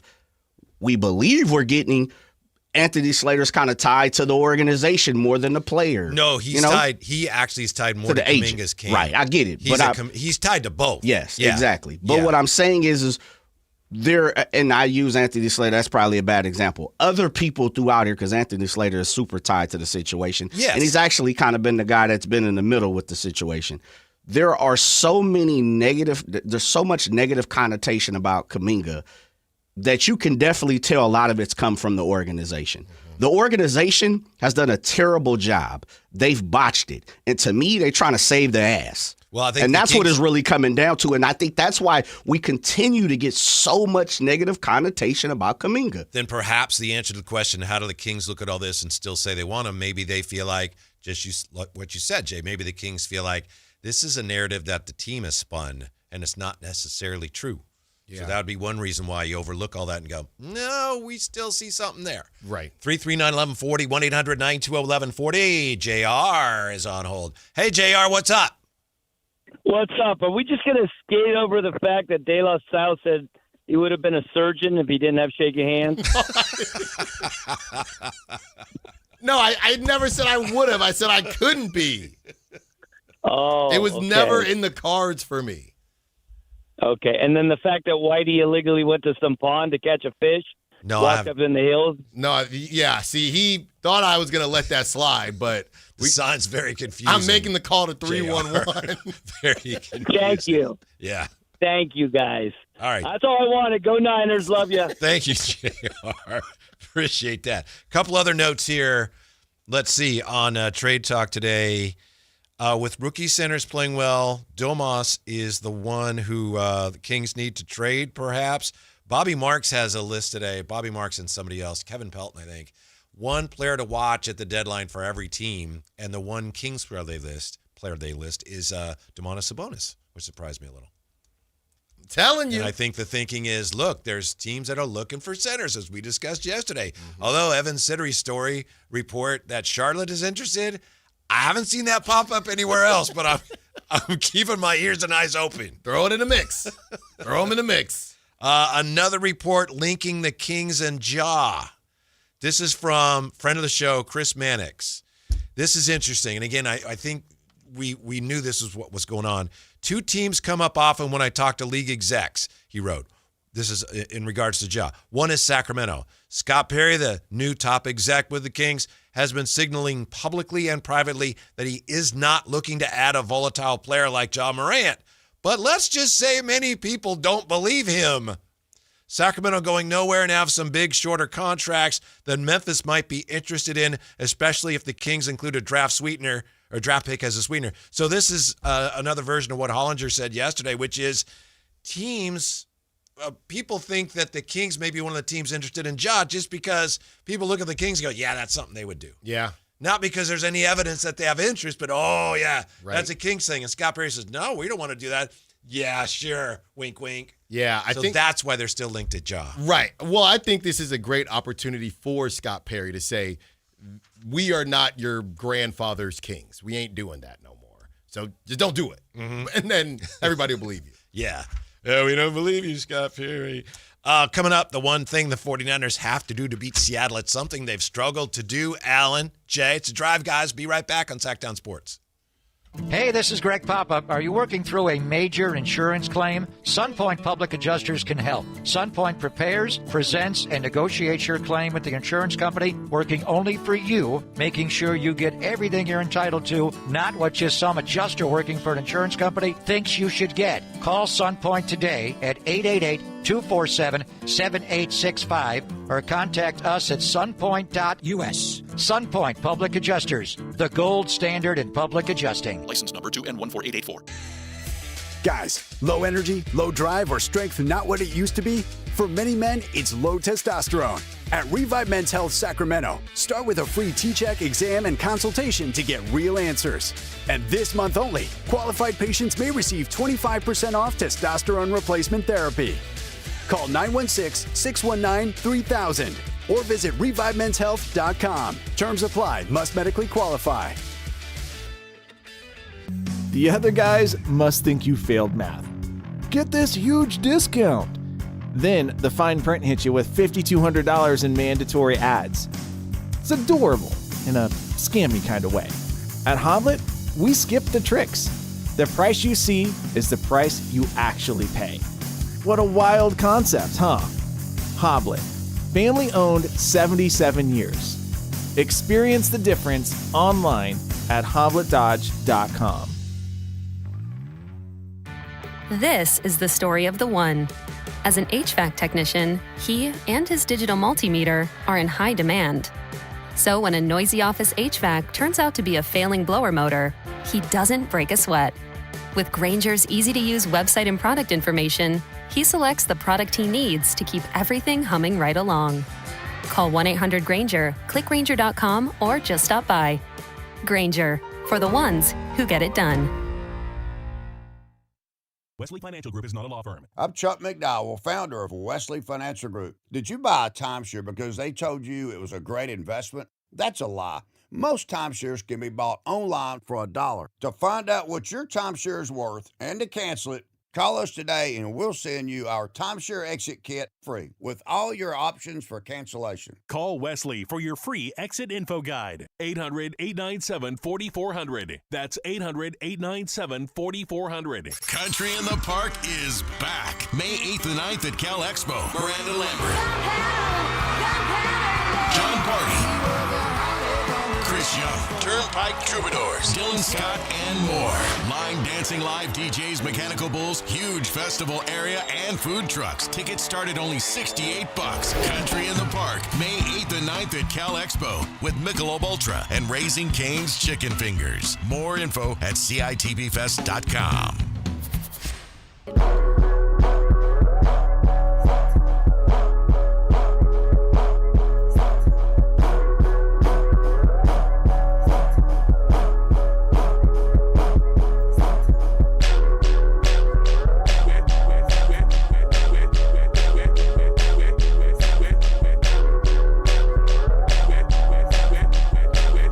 Afternoon home for Kings talk and so much more. The Drive Guys on Sactown Sports. We were just talking about Kuminga, and because we talked about Kuminga, we were talking about Joe Lacob.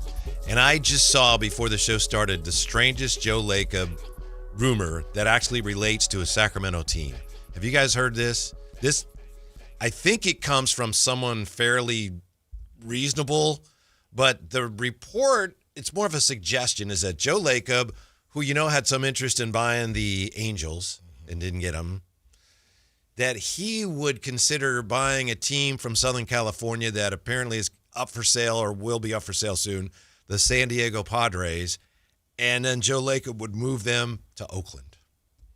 Have you heard that? So the Oakland Padres. No, I heard about the A's stuff. That's where I thought you were going. I thought it was another one of those reports. Did not hear about the Oakland Padres. Yeah, because San Diego, they're going through some ownership things, and so they might actually sell, which is, and the A's, we don't know if they'd sell. Obviously, Joe Lacob would love to buy the A's, but if they're not for sale, you can't. Everybody's going to end up, there are going to be 5 MLB teams that sell, and none of them are going to be the A's. But what are you going to do with Petco Park? I mean, it's such a party down there. I know. Best park in California. I still got to go.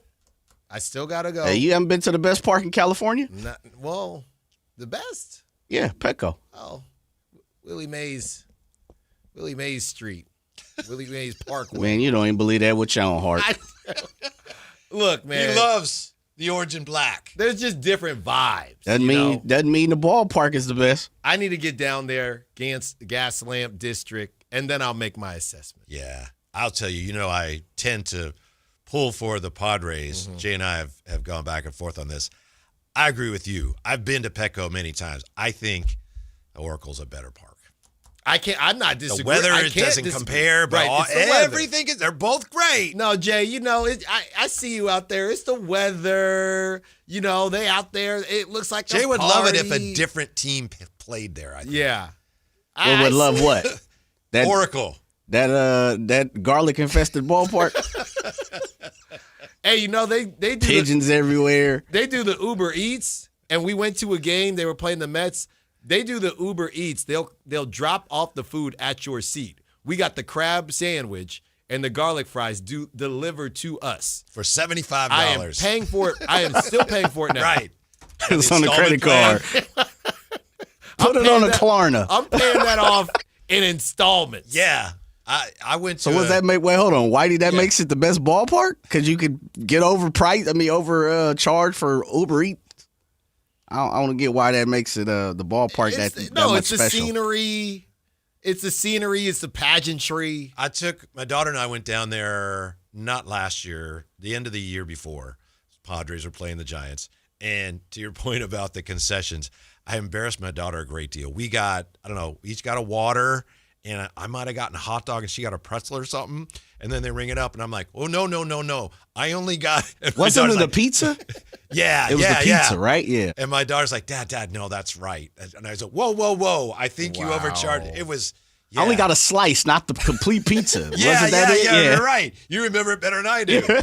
Wow. A couple of waters, a pizza, like $45 or whatever it was. And I'm like, whoa. I think you, wait a minute. And Lonnie is saying, no, Dad, that's right. That's right. Well, in all these places, when they'll have the media I'm still waiting for my invite, by the way. But the media will have all these. They'll get, we're going to try out all this new food. And I'm thinking, what normal people are eating this? Who's eating this? When they do all the they try out all, but this is not popcorn and hot dogs. This looks expensive, man. Right, but what a great way to promote it, to have people on You're the not radio. Promoting that to real people. Like Alan, I need an invite, and then you eat it. Well, and I want to invite. I had one of these filet mignon burgers. Yeah, I want that for best. free. I want perks of the job. I'm not eating that as a normal person. Unless I get a little discount. Hey, Alan, we heard what you said about look. Money talks, but I'm saying normal people, who is eating a filet mignon burger? I don't know if that's a thing. I just made that up. It probably is. At Petco. No, that's at Oracle. That's definitely at Oracle. I just made Hey, that up. Jay, upcharge garlic fries, $25 upcharge with your ribeye burger. I'm just saying, man, who's eating that? Mm-hmm. Somebody. They must be, they continuously sell it, right? Yeah. Yeah. You're at the ballpark. It's kind of like when you're at the movies. Medium plus. How much for a pack of Rolos? $17? Yeah, we're at the movies. Yeah. I'll pay it. You got me. Disneyland. It's all the same. Did I tell you guys? I don't know if I told you guys. So during the 2 weeks or the week that we were off, week and a half, 2 weeks, whatever, I went to a Sharks game, right? So I go with one of my partners. My partner hits me, and he's a huge Shark fan, and he's like, yo, you can bring food into the arena. I'm like, stop playing around. And he's like, no. He's like, dude. He's like, Alan, you can attest to this. Whitey, it's been a long time since you packed some snacks. But he's like, I'm going to pack some snacks.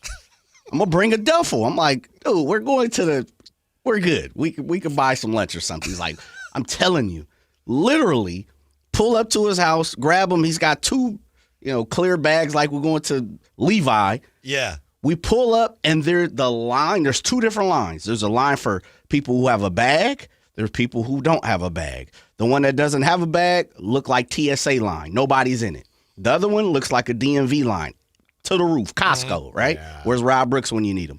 Literally. Like, why is everybody in line? Everybody's got their backpack, duffel bag, fanny pack, all full of food. I am a huge fan of the SAP Center now. I did not know. I mean, people are bringing burritos, pizza. I didn't know you could do that. Yeah. I got to go to more Sharks games. Because then you can get whatever food you want. Do whatever you want. Whatever you want. You could pack your lunch, or you could say, I'm going to go grab from my spot and bring it on in. Straight up. See, everybody should be doing that, man. Did you know that? Did you guys know that? I didn't know that about SAP. I had no Center. clue. I didn't realize that. Made me a fan, man. Yeah. Matter of fact, they just moved up the rung. They've passed Oracle for best arena now in California. Hey, man. How long did it take you to get in, though? Yeah. Really? That quick. Because that's what we did. Rocking with a boy. I took all the food out the bag, put it in my pocket, folded the bag. Like, yo, I got to put. They're like, man, just walk in. Honestly, you could have literally bought a duffel bag full of snacks through the door, and no one would have said nothing. I became a fan, huge fan. Clear bags. Yep. And you don't even have to have a clear bag, Alan. You could bring anything. See? No, I'm in. Yeah, I'm all in for that. Yeah, I'm all in. Matter of fact, got to go to another game. Yeah. It is a journey from here, though. It is deep. It is deep. It's long range. You will occasionally run into some traffic as well. Yes. Yes. What's the percentages? Pretty high. Yeah, I would think so. Pretty high. About 85%. Yeah. We got, of course, the 49ers and the Seahawks coming up. This is interesting. I know I shared with you guys some that Matt Barrows wrote today, which was it's entirely possible that Fred Warner plays. I may be looking at this wrong, but I think he may have changed his story. And now it's more Kyle Shanahan doesn't think he'll be able to play this week. And maybe there is another story somewhere that I'm missing. Mm-hmm. But I'm wondering if he's going to play on the 49ers or trying to we want it to be a yeah. We don't want to create that expectation. Obviously, Matt Barrows is going to do what Matt Barrows thinks is accurate. He's not going to kowtow to the organization, but there's something interesting going on with this whole Fred Warner thing. Right. And if, again, like we were just talking about with Kuminga, if they wanted to kind of shut this thing down, they could shut it down. And they're not doing that. Very similar to the we don't want Trae Young thing or the Kings are not interested in Trae Young thing. Straight up, shut it down. They're not doing that. I just think it's all gameplay. And I know we're going to talk later as far as the Seahawks are concerned, but with their announcer. But I just think it's gameplay. I'm just curious as to how much the Seahawks really care, not in a negative way, just what do you want us to do? It's not a quarterback, right? It's not a wide receiver. You saw the video from yesterday, Fred Warner yesterday, practicing, and he looks fine. I mean, he looks great. It's non-contact, but look at that, Alan. Yeah. I just wouldn't. I know if you lose, you're done. It just seems a little bit early to pull the card, man. I just think stick to the plan. He's not even limping stick at to all. The plan. Did you see somebody said he needs to sit? He's favoring Keith whatever Bullock. Ankle, but it was the wrong ankle. Here's Kyle Shanahan on the possibility, the likelihood of Fred Warner playing against the Seahawks. All right, guys. Injuries for the game. Jair Brown will be out. Ricky Purcell, questionable. Luke Gifford, questionable. D. Winters, questionable. Fred Warner out. Jacob Cowing, questionable. Go ahead. Did Fred Warner have a setback? No. How do you look yesterday? Look good. Out. Declared out. But that could change. Right? Yeah. It's only Thursday. Right.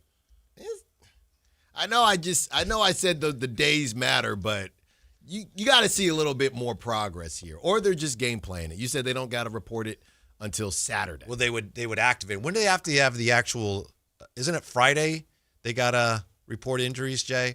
Saturday is when they would – they wouldn't have to activate them until Saturday game right? day. Yeah. I think the 49ers, to win this game, they're going to have to run the football.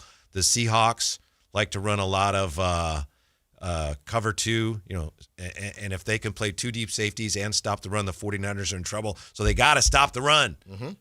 And they got to run the ball is what I meant to say. The 49ers are going to have to run the ball to get Seattle out of the two deep shell. Right. And this is the whole thing. When everybody knows that the Niners have to run, that's kind of been the problem. Again, going back to the Ricky Pearsall thing and the ability to keep them on their toes, no George Kittle. When you become one-dimensional, as we were talking with Stevie Johnson yesterday, no running back tandem there. No Brian Robinson really too. That's truly just McCaffrey needs, to catch his breath. So I don't know the other ways that you can really get that run game going, Whitey. Not against a team like the Seahawks. Clay Kubiak said you got to run the ball versus them. You got to try to get them out of the two deep safeties. When teams can defend the run and two shell, that's what they want. They can keep those safeties deep and be in the pass coverages they want to play. We've got to stay on the field so we can keep calling runs. Then hopefully the defense commits another guy in the box, which helps other things. And then he says, and this is what Jay always says, so that's the plan. That's just football, end quote. I was going to say, does it feel like he's saying too much, or is it all just so obvious to the football minds like that obviously the Niners are going to try to run the football. Obviously, we're going to try to stop them from running the football. And, of course, from there, we can continue to do what we typically do. So it's not really like the Niners are shedding too much light on anything. It is what it is. Right. It comes down to, well, how are you going to run the ball? How are you going to run it more effectively than you did the last time they played? Yeah. That's where it gets down to okay, that's what I can't tell you. Yes, exactly. Yeah. Does the Kings winning streak put more pressure on Scott Perry to clear the deck, make some deals? We're back with that. It's Drive Guys on Sactown Sports. The San Francisco 49ers advance. Over the middle, tip, incomplete. San Francisco takes over, looking to take away the upset. The Seahawks are next. He's got it, and 20 more. Touchdown, Seattle. Stay on your home of the San Francisco 49ers. Sactown Sports 1140.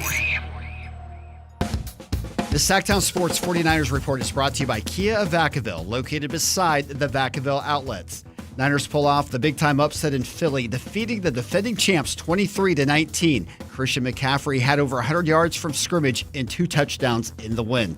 The D comes up with a stop in the final minute to secure the win. Niners now travel to Seattle on Saturday for a divisional round playoff game. Catch that game right here on Sactown Sports 1140, beginning at 4 o'clock.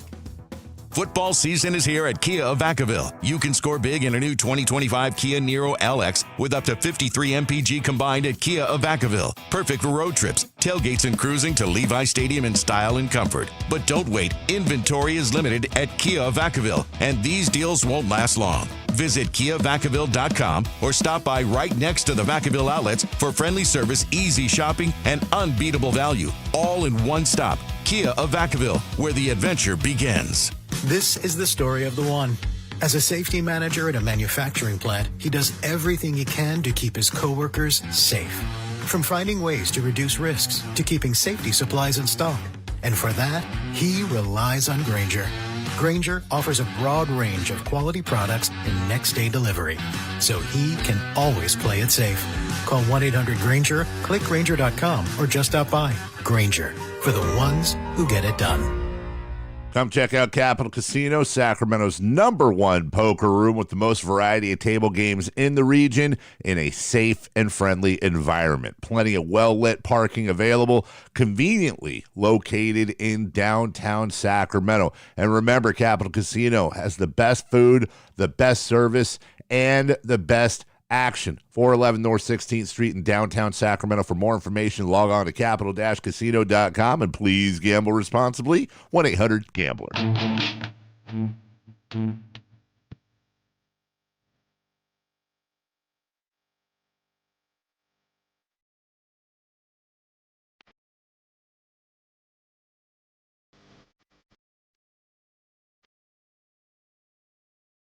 The Drive Guys with Kevin Gleason and Allen Stiles on Sactown Sports 1140. Well, this is disappointing. I think I got to clarify here and correct myself. It looks like with Kyle Shanahan today saying Fred Warner is out for this week, looks like Fred Warner is out for this week. Okay. Yeah.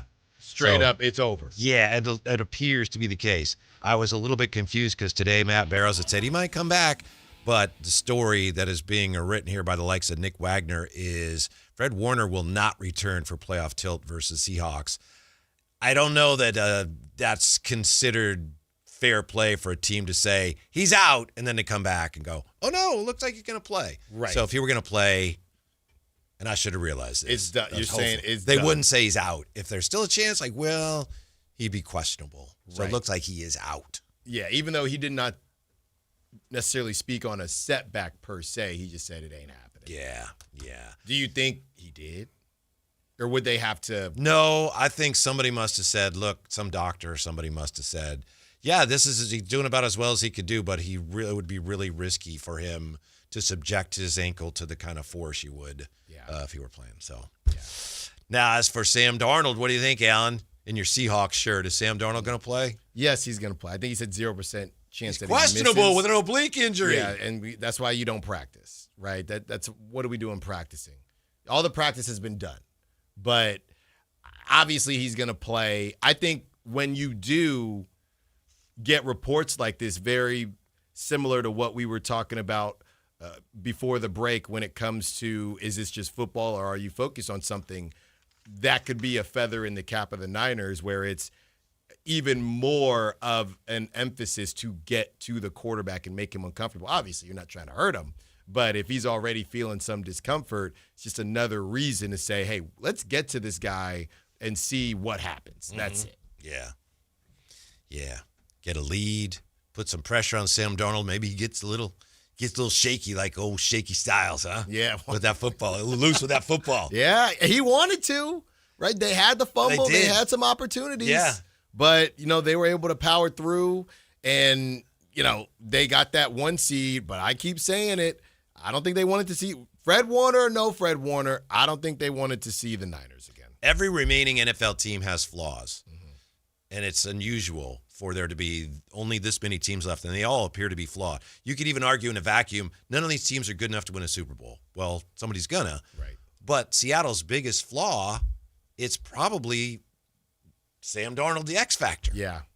Yeah. Will he look, he crossed off he crossed off his checklist as far as getting the 1 seed. And the problem is he's got to do it. He's got to cross the next thing off his checklist against the same team, which I don't think bodes well for Sam Darnold. If this was a completely different team, the Eagles or whoever, even if they were better on paper or at least healthier on paper, Sam Darnold has a clean slate. I think this isn't a clean slate. And, you look at the whole Diamador Lenore, JSN back and forth. I don't like it for the Seahawks. I don't. So I do like it for the Niners, even without Fred Warner. I do. It's disrespectful because I'm just betting on Sam Darnold not being able to escape those couple mistakes that he made in the first game. Because if they convert on those mistakes, the Niners probably are playing every game at home. They're probably the 1 seed. If he was, I'm not saying you're wrong, but you're one of the few people who's looked at that last game that way. Again, I'm not calling you out, but that's interesting because not many people saw it that way. If they legitimately smacked them 27-3, I wouldn't be saying this. And I know everybody's response to that is, well, the Seahawks left some meat on the bone. That's the point. That's my whole point. But they missed 2 field goals. That's my whole point. It's still my point. I'm just saying, they did not come out and beat the brakes off the Niners. Well, they could have. Well, they didn't. And the Niners made some mistakes too. So that is my whole feeling on this. I'm not going to argue with it because I hope you're right. And maybe they won't leave any meat on the bone like a T-bone this time. I don't know. But, no. They left so many points on the board. You know who else did, Whitey? The Eagles. And they're at home now. I'm just saying. Does the Kings' 3-game winning streak put more pressure on Scott Perry to clear the deck and make more deals? Because 3-game winning streaks don't help you tank. The Kings already lost a slot. They slipped a slot in the lottery standings, if you will. They slid to the 4th spot. The Wizards now are ahead of them, I know, in the upside-down lottery standings. But you said, Alan, that you've been saying this for a while. There's already the pressure on Scott Perry to make these moves, regardless of how many games they've won in a row. Well, this doesn't help. Right, it does not. It was going to my whole thing, and I do want to give some kudos to Doug Christie because a big part of this, when we've talked about Doug and what the future looks like, right? A 2-year deal with the 3rd-year option. I've always said, in order for them to trust Doug, he's got to have moments, right? Last night was a moment, okay, and I felt the opposite of that because I never thought that this team was as bad as its record. So because I never thought, and I know the injuries and everything like that, but because I didn't think this team was as bad as its record, I figured at some point they would start to play better. Didn't Scott Moe kind of call you out on X last night? He tends to do that from time to time. I don't know. I think he thought it was you. He probably listened to the show. He said these pregame issues. I was on your side, Scott. I don't know. Because you said, you can't make this up. Yeah. Mike Brown comes back to Golden One and his team gets injured. Yes. And then Scott Moak said, hello. Yeah. Keegan and Domas run our team, and then you kind of. I just, whoa. Yeah, hey. I was just. The Mokester coming after Shaky.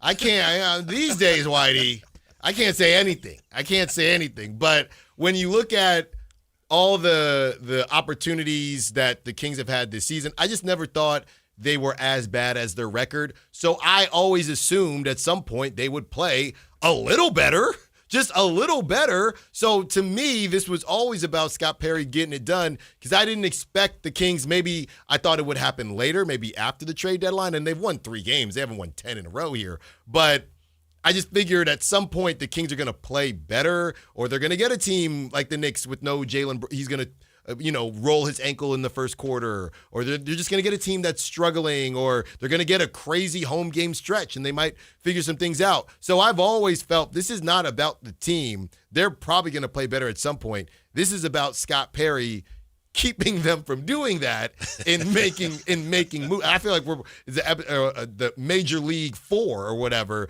but just keeping them from doing that and moving forward, with whatever future he wants to move forward with. You know that if Scott Perry's not able to make any trades, there are going to be a lot of Kings fans that will accuse him of not trying hard enough. I know if he that. doesn't make any. Yeah. I think he's trying as hard as he can. Yeah. Unless you are of the mind that, well, if it comes to that and there's no good deals, then you make bad deals, which I don't agree with, and I don't think he's going to do. But my point is I agree with you. I don't think he sees, they've won 3 in a row. Man, I better do something. I think he's doing everything he can to get something done already. Yeah, the Malik Monk stuff, though, I don't love it. I don't love them saying it. I don't believe it, but I don't love them saying it because I know Malik Monk, everybody loves Malik Monk. They could still trade him. They could still trade him, but it just seems, I don't want to use the word desperate, but just feels like they're starting to get a little itchy, right? And they're looking around. Their palms are sweaty like mine if I was a surgeon, and they're looking around trying to figure out what are we going to do now. Hey, well, if you don't want a Malik Monk, how about a Dennis Schroeder, right? When I think they probably secretly were already trying to shop Dennis Schroeder. Why wouldn't they? They're trying to shop anybody. You'd probably be like, if you were a surgeon, you'd be like the surgeon I had one time. I had an abdominal obstruction, and I had to have surgery to have it removed. And I was at Vallejo General Hospital, and I'm in the hospital bed, and it was a holiday weekend. So, we had the nurse was like, I'm filling in. I don't normally do this. And my IV backed up, so all my blood was coming out. Seriously. And I'm going, I don't think that's supposed to be that way. And then they were taking me down to OR, and the doors opened this way, towards you. And she's like pushing me into it in the gurney. Yeah. And then I was waiting for the surgeon, and I kid you not, Doctor, I don't want to say his name. Dr. So-and-so, he's going to be a little late. Why? He ran out of gas. Yeah, man, come on. And they told you that? Yes. That's where I think a lie is appropriate. You may be right. Do not tell. Yeah. I'm supposed to trust you with this surgery? You couldn't even get your gas right? Cut me open? Yeah. And you ran out of gas? Although that would never happen to me because, I'm, like I said, it's tough with me and change. And I'm very regimented in my process. And I do not let that gas, I'm one of those people. It doesn't get under half.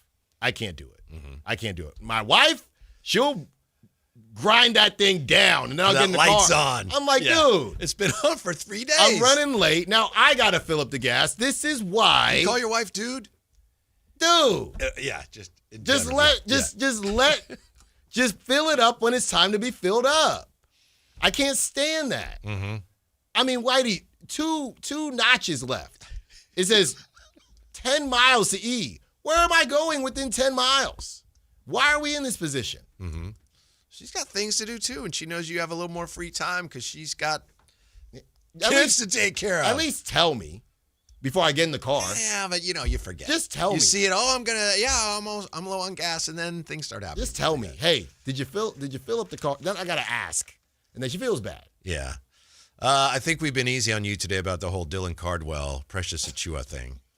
But circling back to that, Dylan Cardwell now, he's the beam man, but you're saying that did not start last night? No, it didn't start He told last night. G-Man, the beam man is here. Yeah. No, I'm not saying it started on the midday show. I'm saying he said that. Kyle's got the drop is back there. He played it during crosstalk. We finished the interview, and it was the first time we talked to Dylan Cardwell. Was this on Media Day? Yes, and he said beam man signing off. Oh, really? Yes. And no, we did not know what he meant by that, but he just said beam man signing off. And so it's been a thing. Thing. Mm-hmm. Interesting. Yeah. Some people in the chat, I don't know if you've seen much of the chat, it looks like he's being compared to Dennis Rodman by some people. Can't move him. I think he's better. I think he's better, actually. Kirkland Cardwell is our Costco Rodman, says Raider Ted. Yeah, can't move him. Can't move him. Got to just. Jay may or may not be shaking his head behind you. I can't tell which way. Why? In agreement or disagreement? I think he agrees with you on this one. No. Extend him. Maybe not. Extend him. I tell you what, Whitey, after last night, I don't know who you can get rid of on that team. Now they don't want to move Malik Monk. Can't move DeMar. There's no one you can. Domantas Sabonis is coming back. We talking play-in. He's the one I think you have to trade. Domantas Sabonis. Max Reno, for what it's worth, he moved up one spot in the NBA.com rookie ladder, so he went from 7th to 6th. So you've got something there with your 2 rookie centers. And I know that as of right now, if you move Domas out, you would not be better as of right now because he's a better player than either one. But you can't have, in my opinion, let me rephrase it. It wouldn't be the best thing to have Domas come back for a lot of games playing minutes that could go to either of those 2 players. Yeah. That's what this year is about. Which is so funny because it was never supposed to be like this. They were never supposed to get this opportunity. They were supposed to be stuck like Neek Clifford and Keon. Yeah. But it was just injury. And they're making the most of it. Yeah, and they're making the most. Are they ever? Are they ever? See, I don't know where to go when you go that way because you're the sarcasm. No, there's no sarcasm. Thick with sarcasm. No, there's no sarcasm here. A door to the Kings past closes as a door to their future opens. We'll take a look at last night and where the Kings go from here when we come back. Drive Guys, don't go away. The San Francisco 49ers' quest for 6 goes through a familiar rival. He's got it, and 20 more. Touchdown, Seattle. Niners Seahawks this Saturday. Kickoff at 5 p.m. only on Sactown Sports 1140. Refresh your bathroom with big savings at Lowe's. Reimagine your bathroom with up to 40% off select faucets during our Bath Savings event. Need it today? Order by 2 p.m. for same-day delivery by 8 p.m. Shop for your bathroom refresh at Lowe's. We help, you save. While supplies last, selection varies by location. Same-day delivery on eligible in-stock items, subject to availability. Fees vary. Visit Lowes.com/same-day delivery for full terms. With the new IHOP value menu, $6 is all it takes to go to your happy place, where stacks of pancakes with bacon and eggs are just $6 every day. French toast, sausage, and eggs are, you guessed it, $6. And fluffy omelets come with a side of pancakes and only cost $6. Go to your happy plates every day at IHOP. $7 in some locations. Available every day for a limited time at participating restaurants in the U.S. Hours may vary. No substitutions. Not valid with other discounts or promotions. Prices may vary. Big savings are back at Folsom Lake Honda, your one-stop Honda shop. Looking to own or lease? We have options for everyone. Plus, lower interest rates at Folsom Lake Honda make for lower payments. It's no wonder Folsom Lake Honda is your one-stop Honda shop. Get an instant cash offer for your trade at FolsomLakeHonda.com. We'll buy your car whether you buy from us or not. Visit us today at FolsomLakeHonda.com. Folsom Lake Honda, yeah, your one-stop Honda shop. Joe Fallon did something smart. He saved hundreds on auto insurance switching to Progressive. With that money, he commissioned a portrait of himself. Does Joe already know what he looks like? Yes. Do guests know what he looks like? Also yes. But not as art. It's Joe's savings, and if he wants to spend it on a velvet painting of himself with a white tiger at his feet, we say, roar, Joe, roar. Switch and see if you could save with Progressive and treat yourself. Progressive Casualty Insurance Company and Affiliates. Rain-X wipers are the #1 wiper blades in America. That means all kinds of drivers choose Rain-X. Big drivers in small cars choose Rain-X. Small drivers in big cars choose Rain-X. Drivers with long hair and short commutes choose Rain-X. Drivers with short hair and long commutes choose Rain-X. Drivers with pets on board, babies on board, and bored babies on board choose Rain-X. Basically, drivers who love a clear view of the road all choose Rain-X wipers, the #1 wiper blades in America. Guys, if your energy is low, your strength isn't what it used to be, or your drive feels off, it's not just getting older. For many men, it's low testosterone. At Revive Men's Health Sacramento, you can start with a free T-check, exam, and consultation so you get real answers about your testosterone levels and overall health. And this month only, qualified patients may receive 25% off testosterone replacement therapy. This isn't guesswork or one-size-fits-all treatment. Revive specializes in personalized, closely monitored testosterone care designed to help men feel stronger, sharper, and more like themselves again. With over 120,000 patients treated since 2011, Revive Men's Health is trusted for results, not hype. If you've been putting this off, now is the time to act. Claim your free T-check and consultation and see if you qualify for 25% off TRT. This month only. Call 916-619-3000. That's 916-619-3000. Or visit ReviveMen'sHealth.com. Terms apply, must medically qualify. KHTK HD1 Sacramento, KYMX HD3 Sacramento. From the Power Business Technology Toshiba Studios. Sactown Sports 1140.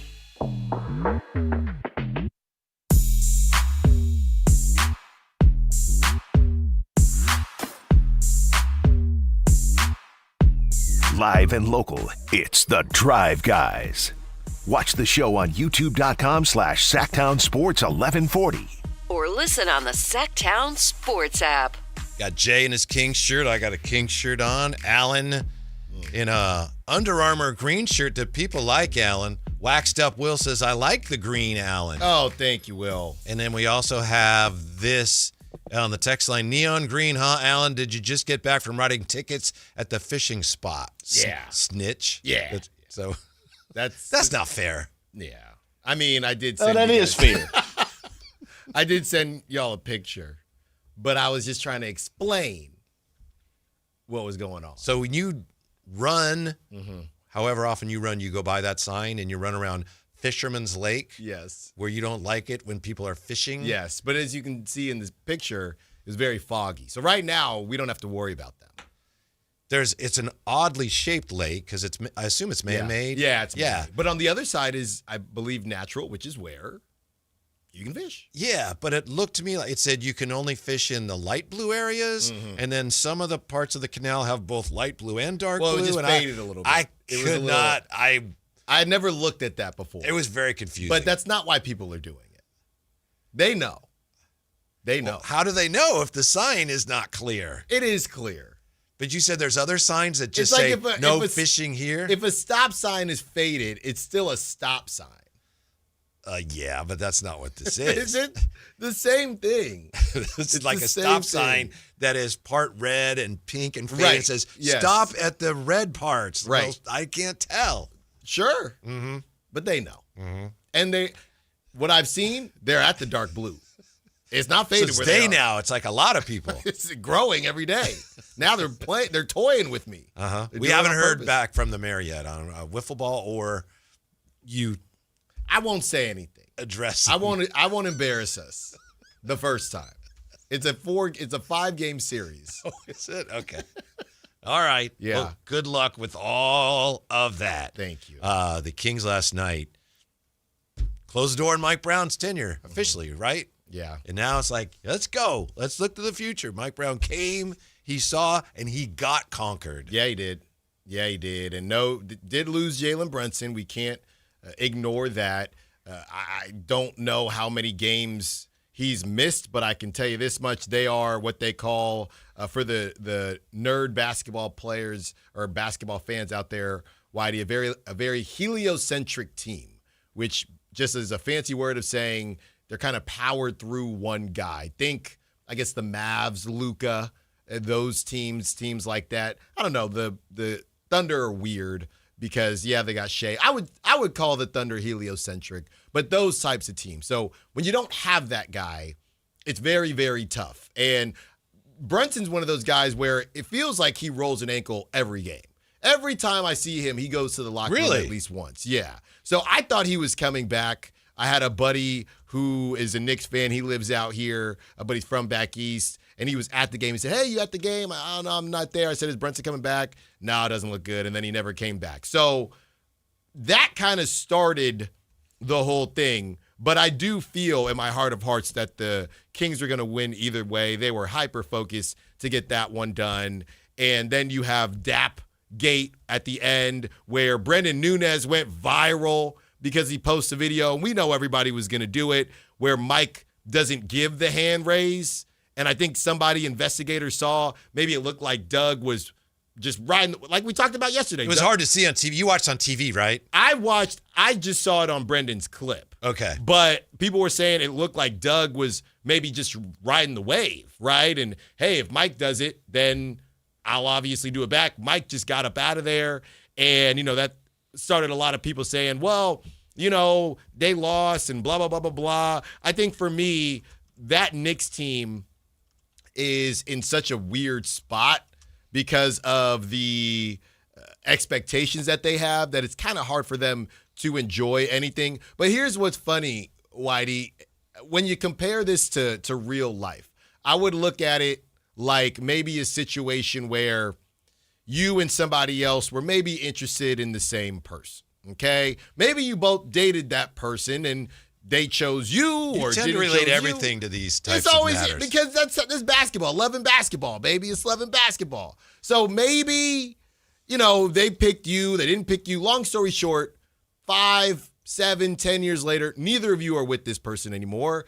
Could be with somebody else. You're doing okay. And at that point in time, unless there's something else that went on, at that point in time, hey, it's good to see you. It was awkward back then, but it's not really awkward anymore. I think that's what's probably going to happen with Mike and Doug. It's awkward now. Doug is here. Mike was there. Mike got fired. But I can tell you from what I'm guessing, 5, 10 years from now, they run into each other at some event, and it's all going to be fine.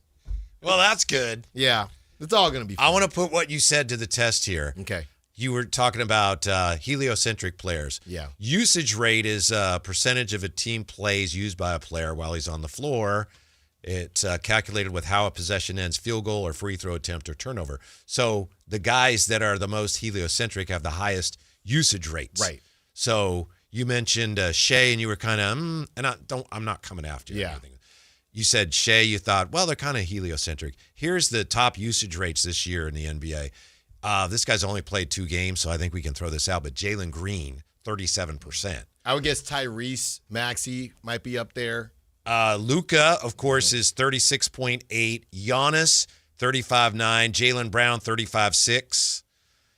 Mark Sears on Milwaukee, 7 games. We can throw that out. Joel Embiid, 33.4. I don't know about this list. Really? This is usage rate. Okay. Shea is also on the list. He's next at 32.2. Wemby at 33.2. Cam Thomas, Donovan Mitchell, Kawhi, Steph, LaMelo. I don't see your... Really? Yeah. Tyrese is down there because obviously if Joel Embiid's got a really high one, it's very rare that a team has 2 guys with a really high usage rate. Right. Well, I was saying no Jalen Brunson. Jalen Brunson is... he's 16th, but there's about 4 guys that you can throw out here that are on here. I need to put the filter on here, like, you got to have played the more games. Mm-hmm. But anyway, he's on the list. Yeah. He's top 20 usage so rate, probably top 15. You don't have somebody like that. Obviously, it's going to be tough for you to get it done. I still think that the Kings would have won because I just think they were balling, right? And they've just been feeling it. But, yeah, as far as the Dap Gate is concerned, we play a game, Whitey, fair or foul. Who calls it Dap Gate? And what is Dap Gate? It's Dap Gate. What is? Everything. Everything from last night. I mean, if you're going to say, I want to see who daps who, okay. Yeah. But you can't say, I'm going to see what happens at Dap Gate. Why? Something has to happen to but be Dap Gate. Something did happen. But what was it? The Brendan Nunez video. Okay. The Brendan Nunez video. He got up out of there. Okay? All right. Right? That was Dap Gate. I did see that on TV, but it was hard to tell. It looked like Mike was walking away from... Yeah, he got out. Yeah. He said, and then goodbye to Precious. With the cut, then you saw Doug, and Doug was looking in the direction of Mike Brown and looked like he kind of... That's what I'm saying. Wanted to give a wave, but there was no one to wave to, and he kind of gave a funny face and turned around. That's what I'm saying. Mm-hmm. That's what I'm saying. And you know what's so funny about this? They got to do it all over again in New York. What? A week and a half from now, something like that? Yeah, Doug Christie is a former Knick, by the way. Yeah. So and it'll be Dap Gate Part 2. Because then if the Knicks win, what if Mike is looking for him, hey, he's in a better mood now, or, whatever. And Doug says, I thought we were off that. Mm-hmm. Dap Gate Part 2. Yeah. I think Mike Brown's kind of set the tone here. Like, there will be no acknowledgement of each other. No. Yeah. And if I think I'm Doug, I'm not worried about it. It's like, all right, fine. No, and I think good night. Fair or foul, I think it's fair on both sides.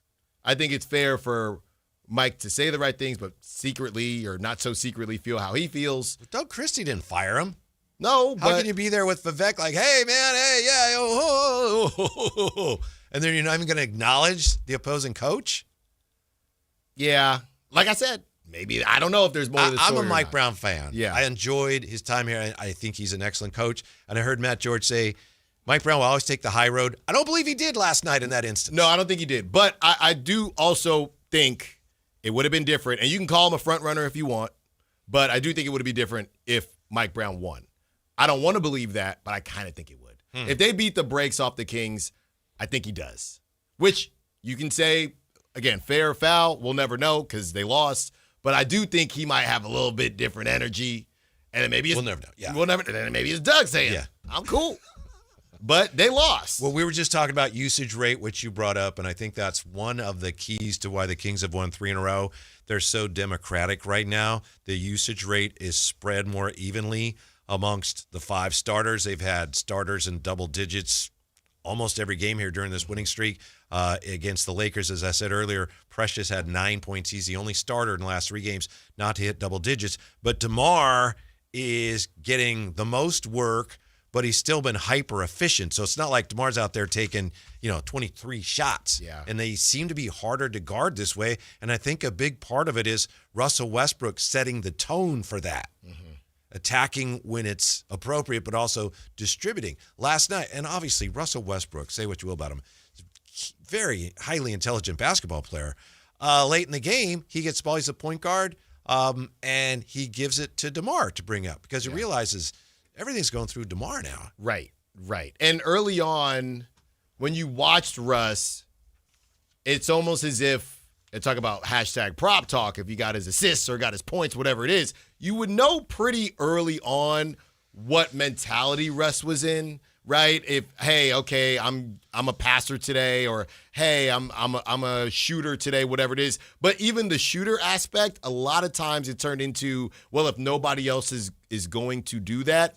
And again, I think it comes back to somebody like a Keegan Murray. Hey, are we going to get Keegan his touches, or what are we doing? With Keegan not playing, that Precious is just going to, do the dirty work and get his offense when he needs to. So it's a lot clearer, and not to say that Keegan was, mucking it up and confusing everybody, but I do think in a way it's been a bit clearer. That's not great for the future of this team, but for this specific iteration of this team, DeMar take us there. And the other part too is, I know he's getting paid this money, and I'm looking at a picture of him, or a big head picture of him right now, is Zach LaVine, right? And at this point, Zach LaVine just kind of gets in where he fits in. So they've just decided that we don't got to worry about Keegan right now and getting him his touches. Zach LaVine's kind of just going to fit in where he fits in. So Russ, Dennis Schroeder, he's going to be back soon, but Dennis Schroeder, sometimes he gets shot heavy. So Russ, organize it for us.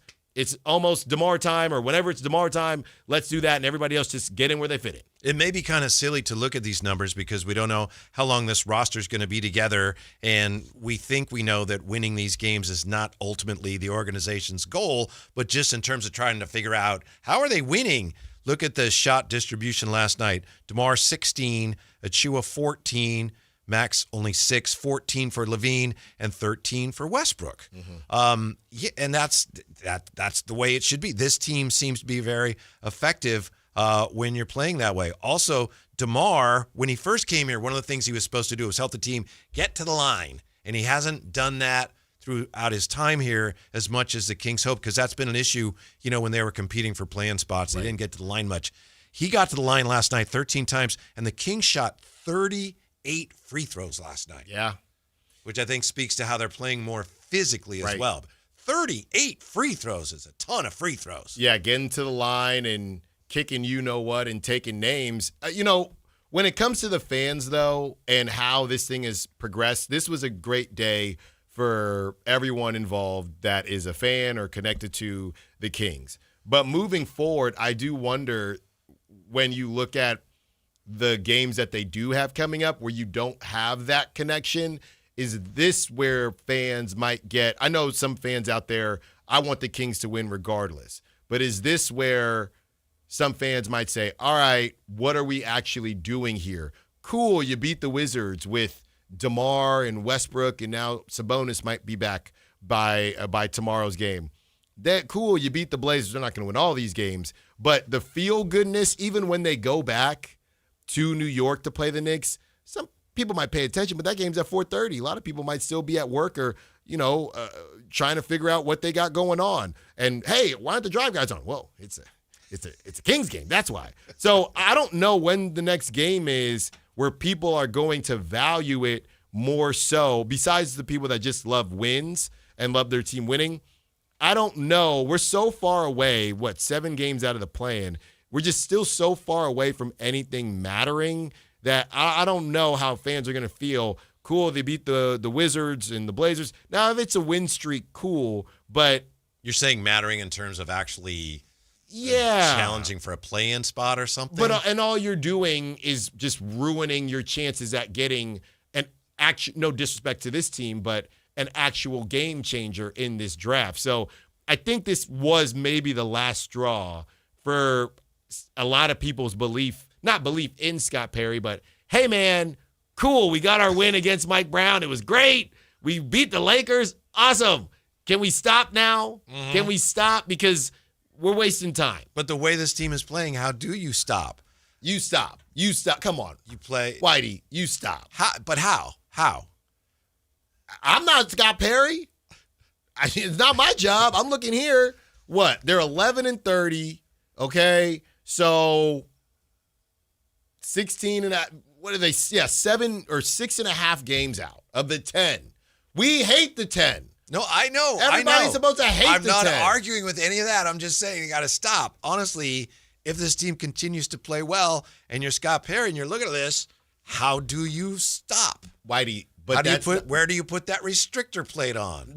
Like I said, it seems messed up. I actually just saw the Kings are working on a commemorative card for Russell Westbrook. So my whole take on waiving him, that ain't looking great right now. But they got to figure out what they want, because everybody's going to be salty if you end up getting the 10th pick and you get absolutely nothing. I know. By the way, it's interesting, something you were saying a minute ago about Zach LaVine. Before the season started, it was my feeling, and I think the organization was setting things up this way. I thought if this team was going to be any good, you go back to when we thought they still might be able to do something. My thought was Zach LaVine's got to carry the offense. Right. Zach LaVine's got to get the most shots, and it hasn't worked out that way. And as you said, he seems to be playing better now and has settled into a role when no one's worried about him getting up 19 or 20 shots. And to be honest with you, again, if you're the Bucks, you can't – that's fine for whatever this team is. You're the Bucks. You can't pay $40+ million for that. Well, I don't know, because he had 25 points on 14 shots. That's pretty good. That helps me. Okay. Well, I think they're wasting their time anyway. 5 of 9 from beyond the arc. Here you go, Whitey. This is what I was saying. This is from Sean Cunningham. The Kings have announced that they will honor Russell Westbrook's recent scoring milestone with a special edition poster commemorating the achievement. It's free to fans in attendance at the January 21st game in Sacramento against the Raptors. This trading card is also available a trading card? In ticket options for the game. All right. You know what the Kings need to do for their fans? I was thinking of this when we talked to Kyle Draper, and he pointed out something that he's pointed out before. We've all pointed out. Kings fans going above and beyond, especially this year when the team's not winning. So when they win and they light the beam, everybody gets a button, a light the beam button. Maybe it even lights up. But what they used to have at Candlestick years ago was a crawdad candlestick. Mm-hmm. It was so cold at Candlestick that if a game went extra innings and you stayed for the whole thing, they actually gave you a little pin. It's like for having the courage to stick it out. Yeah. And the Kings need to start acknowledging things like that. Reward the fans with Russell Westbrook commemorative posters, but how about the beam button, especially if it boop lights up, Alan? Yeah, I mean, the kids would love that. Yeah. Yeah, the kids would love that. And then, years from now, fans are, how many beam buttons do you have? I have 17 of them. Well, Yeah. I only have 4. That's a Let's lot of work. do it. That sounds like a lot of work. It's worth it for the best fans in the NBA. Yeah. I don't know. You want buttons, or you want the first overall pick? That's what I'm saying. Maybe it's not the best year to do that because you don't know how many more times you're going to be lighting the beam. Or maybe it is if you're trying to save some cash. Save some money on the buttons. Yeah, we only probably got to make about 20 more buttons. Yeah. Yeah, if they had those now, people last night would be going, where's my button? We didn't think they'd win 3 in a row. Yeah. We got no buttons. We got to get you next. Here's a voucher for next time. Button voucher.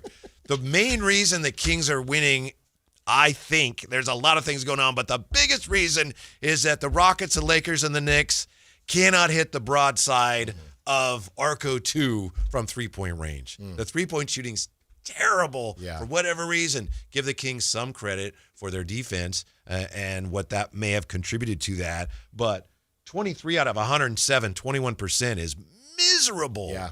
Maybe they're making up for all the years where we've seen crazy shooting nights. Maybe things are finally balancing out and regressing to the mean. Yeah. What a bad year for that to happen. From the 5-3-0, it is really strange not to see three-pointers falling at golden one for the other team. Mm-hmm. Yeah. Last few years, it seemed like Orlando's shooting 31%. They're 35th in the 30-team league in three-point shooting. Then they come out of here, bam, bam, bam. So is it the eye test which is making you feel like this isn't a better Kings defense? Is the eye test telling you there are still open looks? It's better, but I just don't think we can attribute a number like that solely to the defense. It's easy to do, but it's just not the way basketball works. It's nothing against the Kings and their defense. And as you point out so often, Dylan Cardwell's really anchoring. He's giving them rim protection they haven't had since, I don't know. Who's the last rim protector, honest-to-goodness rim protector the Kings had? I know it's somebody, but I couldn't think of one last night. Who am I missing? Help me out. JaVale McGee never really did much. He did it more with Denver and the Warriors. Yeah, he was supposed to do it. Hassan Whiteside was here. Who's the last true rim protector the Kings had? Maybe I'm missing somebody. Am I missing somebody, Jay? Who's the last honest-to-goodness rim protector the Kings had? Yeah, I'm sitting there thinking as you just said it. Yeah, no one. I mean, Vlade was great, but he wasn't a rim protector. Yeah. No one liked Dylan. Yeah. Huh? No one liked Dylan. Nobody. Joe Klein. Yogi Stewart gets mentioned. Sure. Yeah, no, that's after that, though. Come on. I would think so, but I can't. Yeah. Keon Clark was not really a rim protector, was he? Hassan Whiteside. Hassan Whiteside. I thought of him. He used to try to Keon block Clark used to go get it. A little bit, I think. Go get it. Yeah. But I don't know. So Quincy Acey. I think Dylan Cardwell might be the greatest rim protector in the history of Sacramento Kings, Alan. You may be onto something there. Well, the 916 is saying the Kings have not been crowding the paint on D lately, which helps with the perimeter defense because of Dylan. Right. Because that's what I'm trying to tell you. It's all because of Dylan Cardwell. B-Man signing off. 339-1140, 1-800-920-1140. Please help me. I'm struggling with an answer here. Who was the last excellent rim protector the Kings had? Jerry Traphouse says Dallenberg. Yeah, that's what Ramsey just said. Willie Cauley-Stein. Willie Cauley-Stein. Cool. He was all right. Trill. Shouts out to Trill. Yeah, I don't know that he ever fulfilled his potential in that regard, but okay, a little bit. Yeah. I wonder, I haven't been to a game for a while. I got to get back before this homestand is over. But I wonder, can anybody confirm, have they turned down? Because now that I think about it, Morgan, she's been wearing jackets during the postgame. Well, she's right there by the doors, too. That's true, but I'm wondering, somebody can confirm, is it a little cooler in there, right? The shooters aren't as comfortable with the temperature. You don't want to give the Kings credit, so I'm trying to figure out. I do want to give them credit, and maybe it's a little cold. Better. Maybe it's a little cold outside. And I know Coach Christie said last night. They're blowing on their hands. We're starting some of the things we're working on. We're seeing the fruits of that, and I know that's part of it. It's very simple. But better perimeter defense doesn't explain. You're putting on my tinfoil hat. 21%. Maybe it's a little Morgan's cold. wearing a jacket, so it's too cold for opposing shooters. I'm trying to figure this out. We've never seen this. So I am trying to figure this out. I'm looking around, trying to see what people are, wearing, what type of attire. Maybe it's a little cold in there. Can we agree on this? The way Max is playing and the way Dylan Cardwell's playing, Domas is somebody that you can trade now if you get the right deal without really worrying about it. Yes. If it's a good deal, we'll do that. But you're talking to the wrong person. I've thought about this for a while. The wrong person or the right person? No, you're talking to the wrong person as far as having to convince me. You don't have to convince me. Okay. And that's nothing against Domantas Sabonis. I just believe that any of these guys that restart outside of, I guess, Keegan, because they just signed him, outside of Keegan, any of these guys, if probably a reason, or you can talk yourself into moving any of them. And especially right now, because when he comes back or even next season, yeah, you can get AJ DeBanza if you want, and he could be as good as Cooper Flagg if you want. Domantas Sabonis is just going to be a year older with no true help to contend. So if you're not going to double down, then you might as well, and it seems like they're not, with no Ja, no Trey, then it sounds like you want to move off of him, which I think they are probably going to do. All right. And he's practicing today, right? Or practice today. Practice today. And they play tomorrow. I know. And we're going to see him, and it's going to be very interesting because people, I'll tell you what, just like the Beam Squad, Dylan Cardwell, and I was talking to Kyle Ledbetter. Looks like Precious is a part of the Beam Squad. I didn't think he was, so I think it's Precious because there's a video going around of Maxime yelling, "Precious, come on," to do the Beam Squad thing. So you got Precious, you got Maxime, obviously, the Beam Man, Dylan Cardwell. How could I forget? And Nick Clifford. People are getting really connected to these guys, and Domas is going to come out there. I don't know how fans are going to feel about seeing old Domas. Domas is an excellent player, but if he comes out tomorrow and he starts and he plays his 30 minutes, you watch this offense, this half-court offense is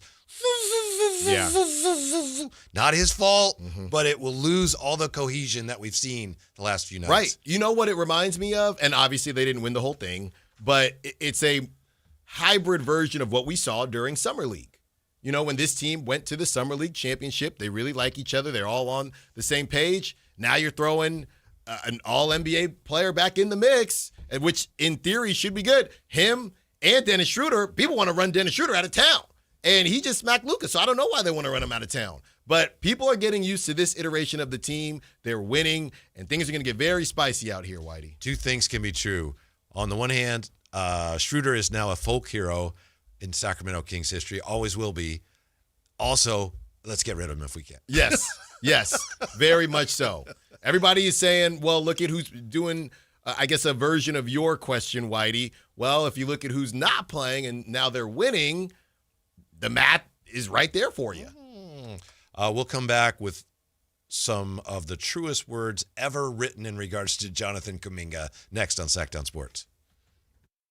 Hey, it's Carmichael Dave here for Capital Casino, Sacramento's #1 poker room, inviting you to come join them every Wednesday for their midweek madness drawing, giving away $2,000 in total cash starting at 6 p.m. It's a safe and friendly environment, plenty of well-lit parking available, and it's conveniently located right there in downtown Sacramento. And remember, best food, best service, best games, 411 North 16th Street in downtown Sacramento. For more information, log on to capital-casino.com and gamble responsibly. 1-800-GAMBLER. You still thinking job change in the new year? Yeah, I need something that's in high demand and more stable in this economy. IT? Yeah, cybersecurity, maybe even AI. That's what I did. Really? How? Went to My Computer Career. You don't need any prior experience, and you could start your new career in a matter of months. A lot of IT pros go to school there, too, to level up. Sweet. Are classes online or on campus? Both. Wow, I'll check it out. Thanks. Make this your year. Take the free career evaluation now at mycomputercareer.edu, an Elite CompTIA certification partner. Financial aid is available to those who qualify, including VA benefits. Welcome back to Winter Hack Radio, the place for clever hacks to survive the season. Icy driveway? Well, try spreading sand or birdseed to help with traction. Snowy puppy paws? Well, grab a whisk, brush it off, done. Catch COVID-19? Well, just get... Actually, there's no hack for COVID-19. But if you test positive, prescription medications for COVID exist. Ask your doctor if they're right for you. Visit PfizerForAll.com to learn more. Sponsored by Pfizer. Never have I ever called my sister from the finish line of my first marathon. Hello? You won't believe where I am. Are you running? Mile 26. I'm gonna make it. Switch to T-Mobile's 55 Plus plan and get iPhone 16e with its advanced camera system on us. Plus, 2 lines for just $30 a line. Guys, I can't believe it. I knew you could do it, babe. That was amazing. Mom, how do you feel? I feel great. I can't feel my feet. Let's take a picture. And then you may carry me to the car. Share every stride, every mile, every memory on America's best network. Switch to T-Mobile's 55 Plus plan and get iPhone 16e on us and 2 lines for just $30 a line. With 24 monthly bill credits and 2 eligible port-ins on Essentials 55 Plus for well-qualified customers with autopay plus taxes, fees, and $35 device connection charge. Credits end and balance due if you pay off early or cancel. Contact us. Finance agreement 128 gigabytes, $599.99 required. Best mobile network in the U.S. based on analysis by Ookla of Speed Test Intelligence data 1H 2025. Visit T-Mobile.com. Get as loud as you can for Monster Jam! The one and only Monster Jam. Packed with stunts, smiles, and jaw-dropping skills. See the world's best drivers tear up the dirt in your favorite Monster Jam trucks. Like Gravedigger, El Toro Loco, Megalodon, and more. Only at Monster Jam. Coming to Golden One Center January 23rd through 25th. Brought to you by BKT Tires. Savings available on select opening night tickets.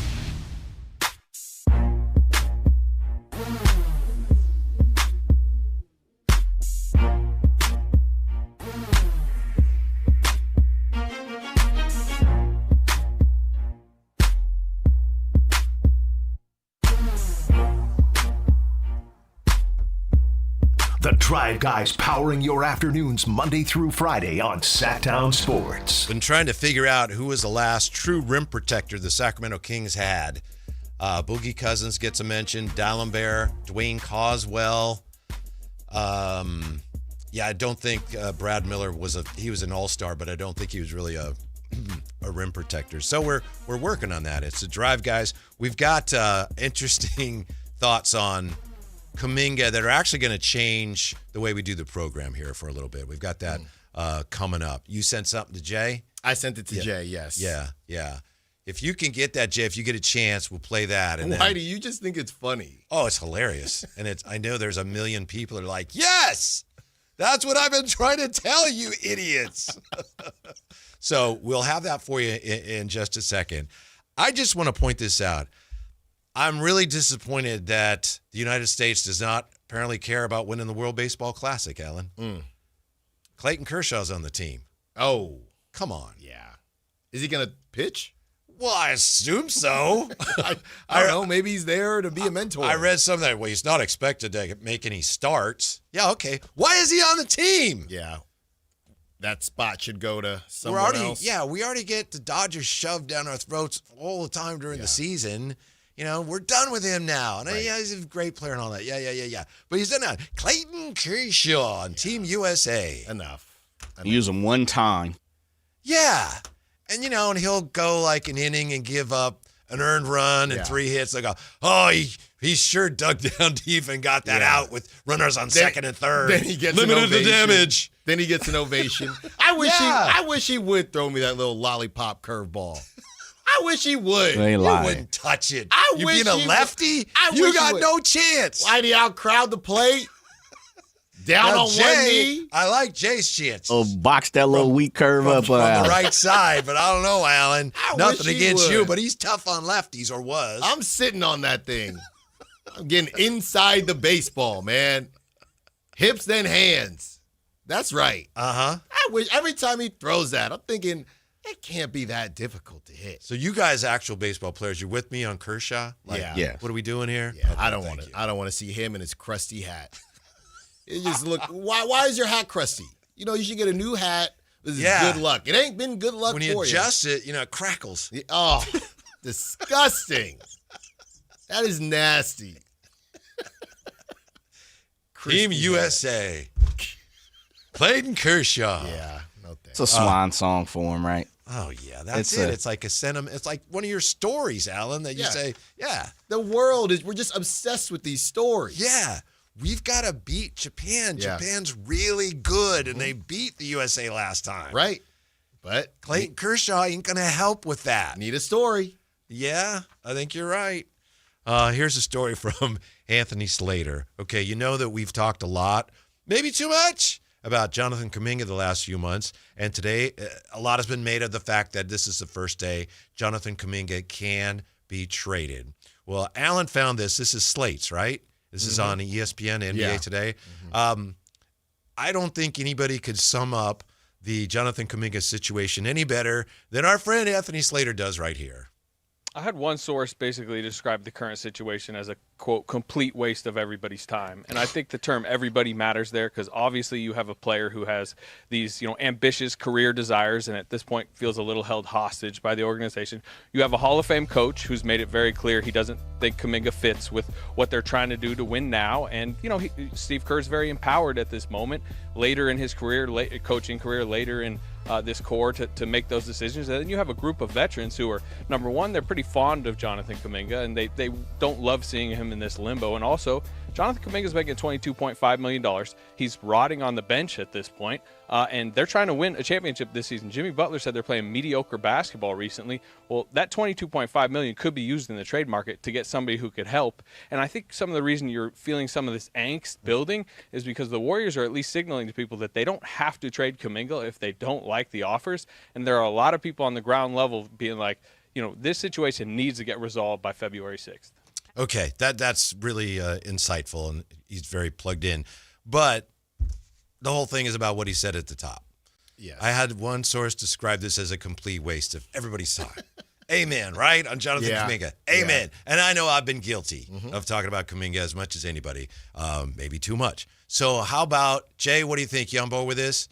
We declare that as of right now, a moratorium on mentioning that player's name unless and until we get information that the Kings are acquiring him or he's going to go somewhere else. Not like somebody suggested this could happen. No.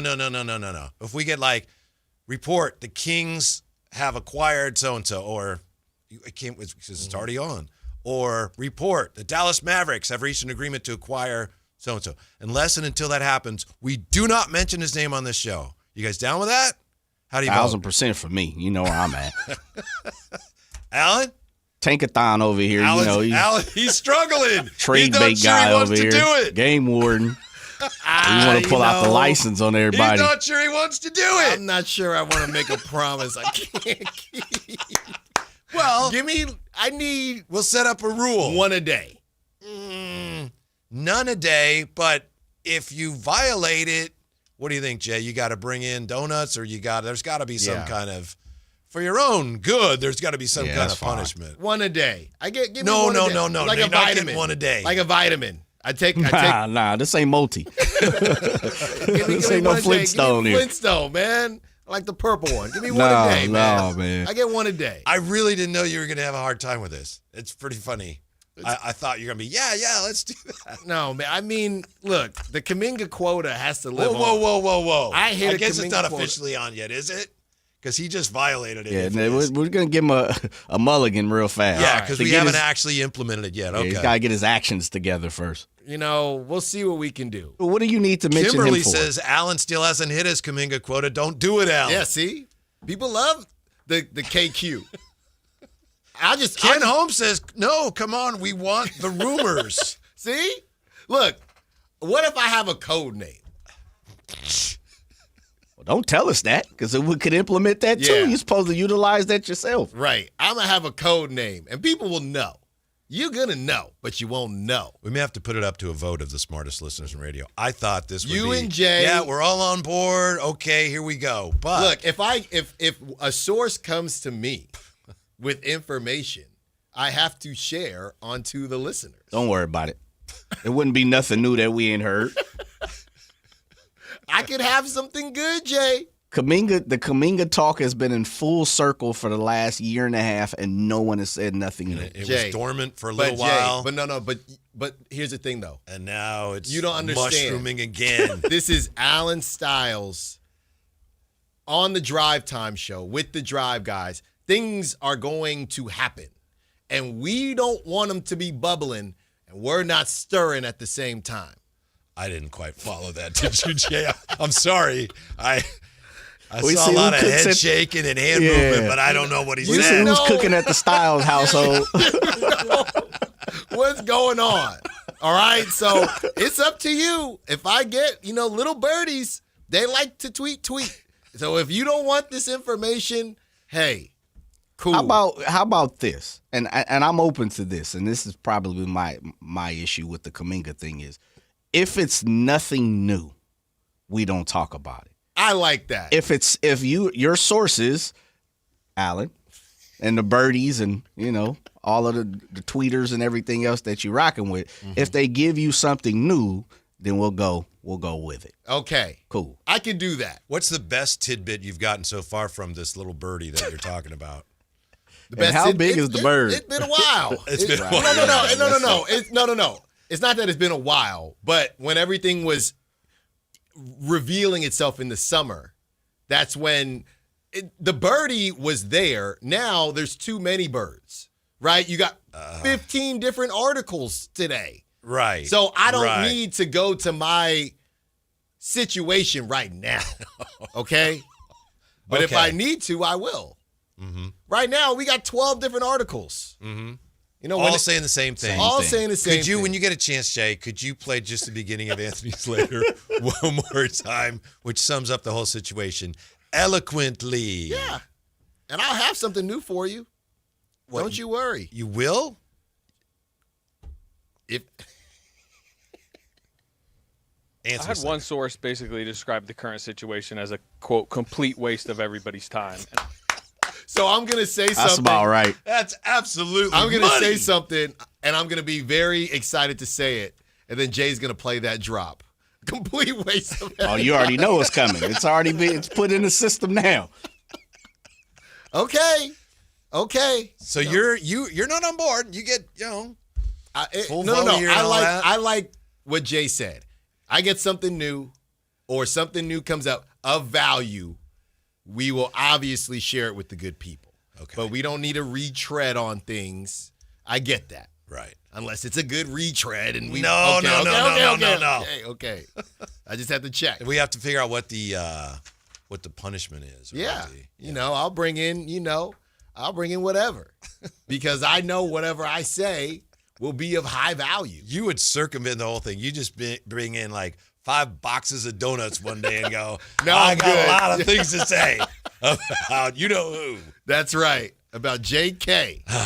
Bobby Marks. Bobby Marks has one king to watch at the deadline. It wouldn't be our guy, would it? We'll find out next on Sactown Sports.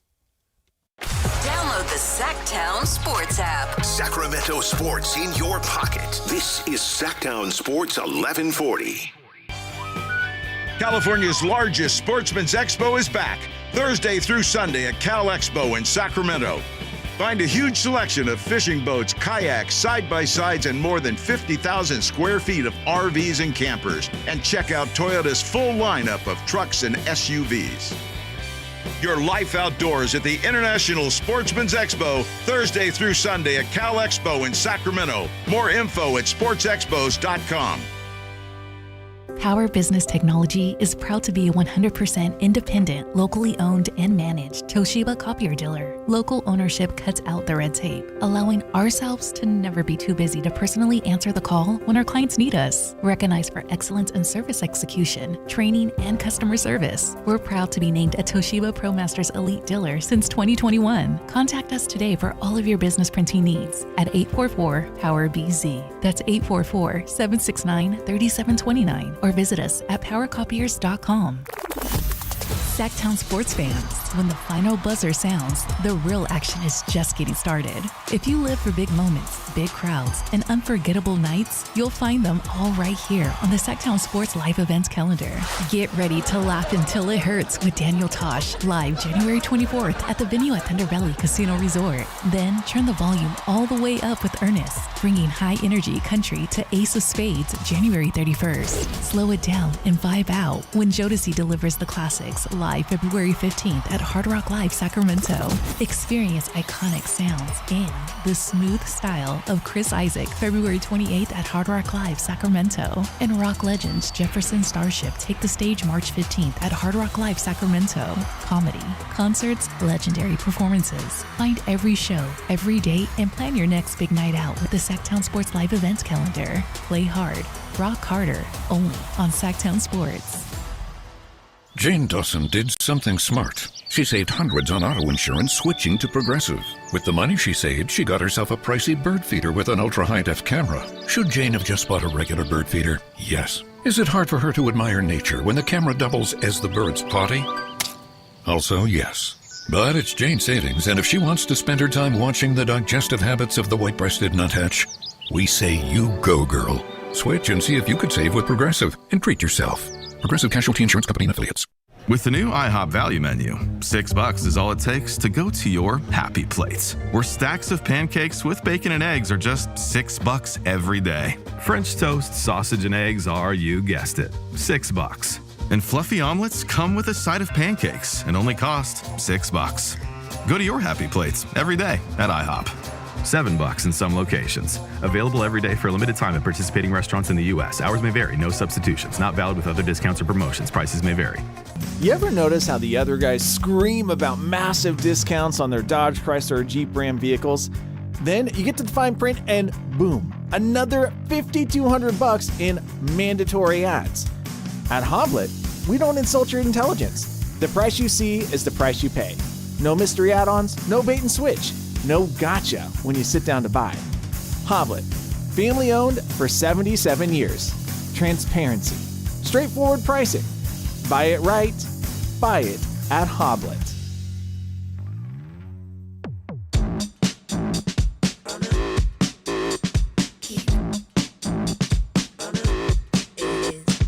Download the app and listen to The Drive Guys. The Drive Guys with Kevin Gleason and Allen Stiles. On Sactown Sports 1140. Yes, sir. The NBA is hoping that Ja Morant will be able to play Sunday after he missed today's start of the two-game NBA Europe series against the Orlando Magic with a right calf issue. So today they played in Berlin, and then the Grizzlies and Magic meet again in London on Sunday. Why? I guess it has something to do with them trying to launch the NBA Europe. Yeah, I mean, NFL's doing it. They got to do it. Everybody's got to do it. I think it's cool for the fans out there. I think it makes more sense than when the NFL does it. Morant was in Berlin with his team for today, and Adam Silver said, I know he has a tremendous following globally, and I wish you were able to play tonight and blah, blah, blah, blah, blah, blah, blah. So, yeah, the Grizzlies fell to the Orlando Magic today. Right, and Franz Wagner, Paolo, and the crew, they did their thing. Going back to some of the different moves that could, would, or should be made, we were talking to Ian Begley about Mikal Bridges, right? And does that look like a good deal or not? And Ian essentially said, yeah, at first I thought it was, and he has been helping. He's had moments, but it's one of those tough ones. I wonder how this thing is going to look for, and I know they weren't great first rounders, but how this thing is going to look for the Magic and Desmond Bane. I mean, again, not great first rounders that they gave up, but that was a pretty penny, and they probably thought the same way the Kings were hoping to be the Suns. They were probably hoping to be either the Pistons or the Raptors this season, right? Yeah. Speaking of first rounders, I know the Warriors at one point, Steve Kerr wanted to draft Franz Wagner, but I can't remember who they took instead. Man. I mean, at I don't know, that I'm sure, time, yeah. he's a high flyer. Yeah, and the name escapes me, but I think he wants out. Okay. I think he wants out. Bobby Marks has one king to watch at the deadline. He has one player to watch at the deadline for all teams. And I assumed that for the Kings, the one player to watch would be Zach LaVine or, maybe Malik. But it's he says it's Domantas Sabonis. It's getting hot. That I would think the Kings could get something for him, but then I still don't quite understand completely why they are not in position to get something decent for DeMar DeRozan. But Domantas Sabonis, Bobby Marks even said his salary, it's pretty high, but he says, that's pretty manageable. Yeah. They should be able to get something for him, so here we go. Yeah, I don't really understand why the DeMar DeRozan thing just hasn't worked out at all. People calling it a pseudo-expiring contract because of the guaranteed money or the non-guaranteed money next season. Yeah, I don't really understand that. When you look at some of the guys that are getting paid and the expiring contracts, we could go through them, Whitey, and even you're just paying him out the rest of this season, I don't know. You look at the amount of money that he's making, and maybe it is just slightly too much, and there's just not enough guys out there that are.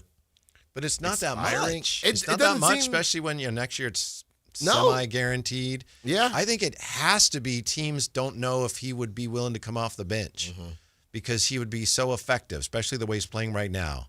And I'm just guessing maybe teams have gotten word that he doesn't want to come off the bench. Well, then what good is he for us? Also, he's not great defensively, but he's been playing out of his mind. Yeah. Now, I don't know. All year, especially the last few games. I don't know that this would make anybody happy, but positionally, it would make sense. And I'm going to say a name that probably could get banned as well. But Careful. The Zach LaVine thing to the Bucks never made a ton of sense to me because you got to give up two players. You got to give up Kuzma and Bobby Portis. I mentioned Malik Monk because you'd only have to give up one player. You can keep Bobby Portis. That same light, Whitey, let me ask you this. How much better are the Bucks if they give up Kyle Kuzma and Bobby Portis for Zach LaVine versus if they just gave up Kyle Kuzma for DeMar DeRozan? Like, in my opinion, they might be better off if they just moved off of Kyle Kuzma and added DeMar DeRozan. You'd have Ryan Rollins, DeMar. That's an easy one because if Zach LaVine plays the way Zach LaVine does, he spreads the floor for Giannis because he stretches the floor. And as great as DeMar's playing, he doesn't stretch the floor. But two players versus one, though. I know, but the reason they would have any interest if they really do in Zach LaVine is for that reason. He's an excellent perimeter shooter, and he opens things up for Giannis in a way that DeMar doesn't. Yeah. I'm assuming that's why they want him, and I know that would make sense. I know you said you didn't understand the Bucks' interest in Zach LaVine. I'm assuming that's pretty much it because I've wondered about it myself, but they've had interest in him for a couple of years now. Yeah. He is an elite three-point shooter. Yeah. And you would say the same thing if I said, do Malik Monk for Kuzma instead of the two for Zach LaVine? Yeah. Same idea. I'm guessing that's how they're looking at it. Yeah. I don't get it. I still don't get it. Because it's all about Giannis and maximizing Giannis and making the team better that way. Here's what Bobby Marks says, and I think Kevin Pelton wrote this. He says, if Anthony Davis is not a realistic trade candidate, Sabonis could become the best big on the market depending on his return to the court. Well, he could be back tomorrow. Cleared for practice today.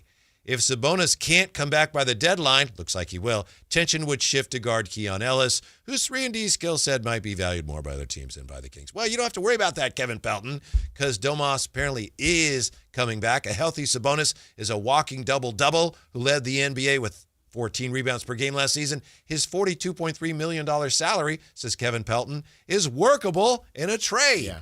I think something's happening there. But this is why you got to listen to the Drive guys. Because I said this, Whitey. I said this, and you had said Anthony Davis, much different player than Domantas Sabonis, which I agreed with. And I know we're not talking about any proposed trades, but seems like these teams just need a big man, and they are acting as if it's a quarterback, right? Let's just get a big man, an elite big man, and we'll figure out how to work with them or around them later. That was my take when I saw the Raptors interested in Anthony Davis and Domantas Sabonis. I know they're not the same type of player. Doesn't seem like these teams care very much. Yeah. I think this it'd be hard in some ways because again, you're letting go of someone who was part of that special beam team. But I think this would be tremendous given where the Kings are right now, where they're trying to get to and how they're trying to get there. If you traded Domas, opened up room for your two rookie centers and got something, this is the key. You got something that obviously is of value going forward. That's a win. Yeah. And I do wonder, that's the one team, I don't know that they would do it. I know they're not high on them in Zachary Rees-Sachet. If for some reason the Hawks thought, let's do Domantas Sabonis instead of Anthony Davis. I know there's a reason they're moving off of the number one pick from just a couple days ago, but you're still getting a number one pick. And you can say, hey, whatever we need to figure it out, we can try to figure it out. You start building that group, you'd have Rees-Sachet, Keegan. You're saying Rees-Sachet, you're getting a number one pick? Is that what you're saying? Yeah. Yeah. I mean, you are. What? You I mean, are. it's the whole thing about that new car once you drive it off the lot. But that's what we've been doing this whole time, though, right? That's why Keon, they are saying, has the value of a first rounder, right? And I don't think Jonathan Kuminga does. Okay, I'm with you on that, but my fear is that now with Anthony Davis apparently not needing surgery, that the Hawks are going to say, whoa. We're going to wait it out. Yeah. 6 weeks, that's all they got to wait. That's the guy we really want. Yeah, and then we never know what Anthony Davis. But hold on, Whitey. It's not just Reece Sachet. You get a 6'7" point guard in Vít Krejci. I don't think that's how you say his name. I have checked because I was saying Krejci. Yeah, you were saying it's it right. Krejci. Okay. But I got to get it right for when he is a Sacramento King. Okay, so you get him, you get two guys that you could do some things with. Yeah. And then the other thing is, as you know, pardon me for overlooking this, the deadline comes up before Anthony Davis is back, right? That's right. Yeah. That's right. So teams, I'm telling you, they may man, have to make a decision before then. It's gonna happen. Mm-hmm. I don't know about the Hawks, but it's going to happen. How are you so sure? I think something's going to happen happen value. too. I just think it's value. It's not about. Whenever I talk about these guys, like them, not like, it's not about that. Malik Monk's my favorite player on the Kings. How many first-round picks can you get for Domas? Well, when I was listening to you guys a couple months ago, we did the Desmond Bane conversation, and you said you couldn't get 4 for him. No, there's no way you're getting 4. But you shouldn't probably got 4 for Desmond Bane. I guess that's true, but you ain't getting 4 for Domas. No, you get 2. 2 would be tremendous. I think but here's the thing: you get 2, but 1 would be Reece Sachet. That's not 2. It is not. It is. I'm not saying I wouldn't be interested potentially, but that's not 2 number ones. You can grind some film. You can fill out. I'm just saying, look, if it's that or a pick swap or Jet Howard or somebody on the Magic, it's the number 1 overall pick. What are we talking about? There's something. It's not Anthony Bennett. It's not. No, it's not. The Hawks, they got their guys. He just doesn't fit. From the Atlanta Hawks to the Seattle Seahawks. When we come back, we'll talk to Steve Rabel. He's a Seahawks radio play-by-play guy. See what he thinks of the upcoming battle between his Seahawks and the 49ers next on Sactown Sports. This is the story of the one. As a safety manager at a manufacturing plant, he does everything he can to keep his coworkers safe. From finding ways to reduce risks to keeping safety supplies in stock. And for that, he relies on Grainger. Grainger offers a broad range of quality products and next-day delivery, so he can always play it safe.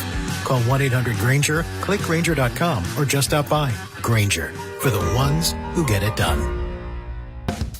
The Sactown Sports 49ers Report is brought to you by Kia of Vacaville, located beside the Vacaville outlets. Niners pull off the big-time upset in Philly, defeating the defending champs 23-19. Christian McCaffrey had over 100 yards from scrimmage and 2 touchdowns in the win. The D comes up with a stop in the final minute to secure the win.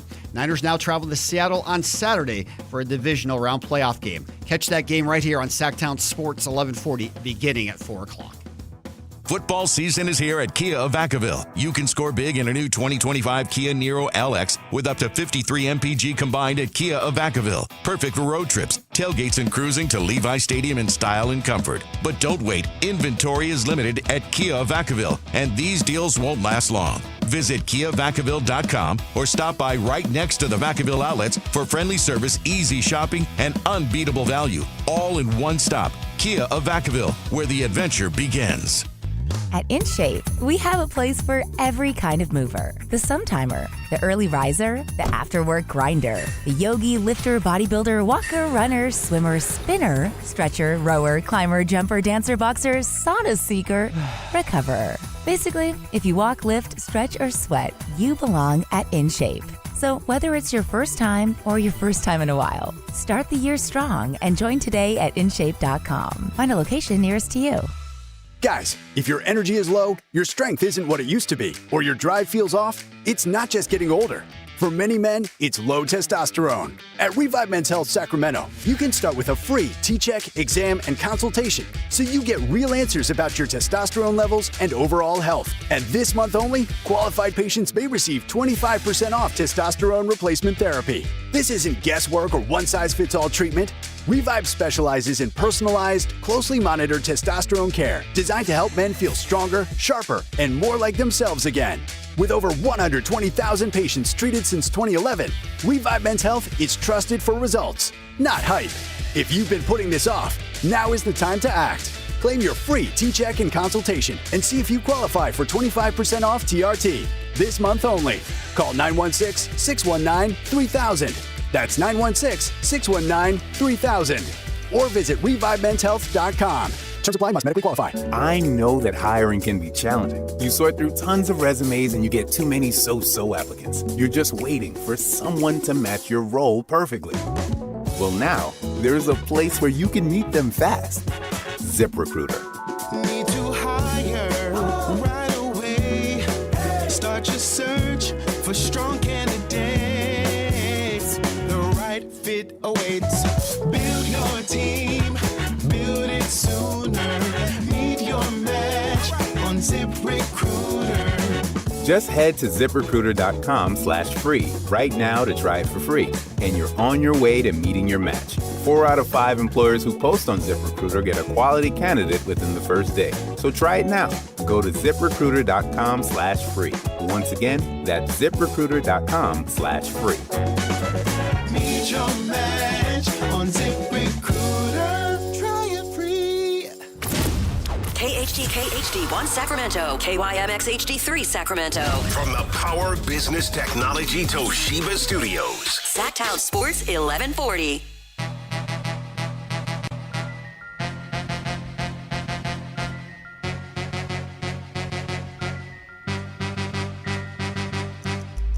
Live and local, it's The Drive Guys. Watch the show on youtube.com/Sactown Sports 1140. Or listen on the Sactown Sports app. Steve Rabel is a Seahawks radio play-by-play guy. He's a former Seahawks receiver. He's going to join us in just a few moments here, help us get ready for the 49ers and the Seahawks. In the meantime, we have been talking today about Beam Man, Dylan Cardwell. Some of us are bigger fans of what he's done so far with the Kings than others, but we were wondering about the last time the Kings had a legitimate rim protector, shot blocker, and it's kind of a tough one for some of us, and thanks to whomever in the text line sent this. Kings' all-time career leader in blocked shots is Sam Lacey. Sam Lacey was a great shot blocker. He was with the Kansas City Kings, and I believe his number hangs from Golden One, but he never played here. Top 5 Kings career block leaders: Sam Lacey, LaSalle Thompson, Dwayne Coswell, Demarcus Cousins, and Chris Webber. So they're the leaders in block shots. But of those 5, maybe Dwayne Coswell a little, but he and Sam Lacey, to me, are the only ones that you'd say are rim protectors. And I know somebody in the YouTube chat, and Ramsey came up with Samuel D'Alembert, who wasn't here long, but he was a legitimate shot blocker as well. Yeah, I got this for you, Whitey. This is from our guy Jack Dan, sports editor for the State Hornet for Sac State. With Dylan Cardwell on the floor, the Kings are 10.9 points per 100 possessions better. Their defensive rating drops by 5.3. Their offensive rating rises by 5.3, and the team block percentage and rebound percentage rises as well. Mm-hmm.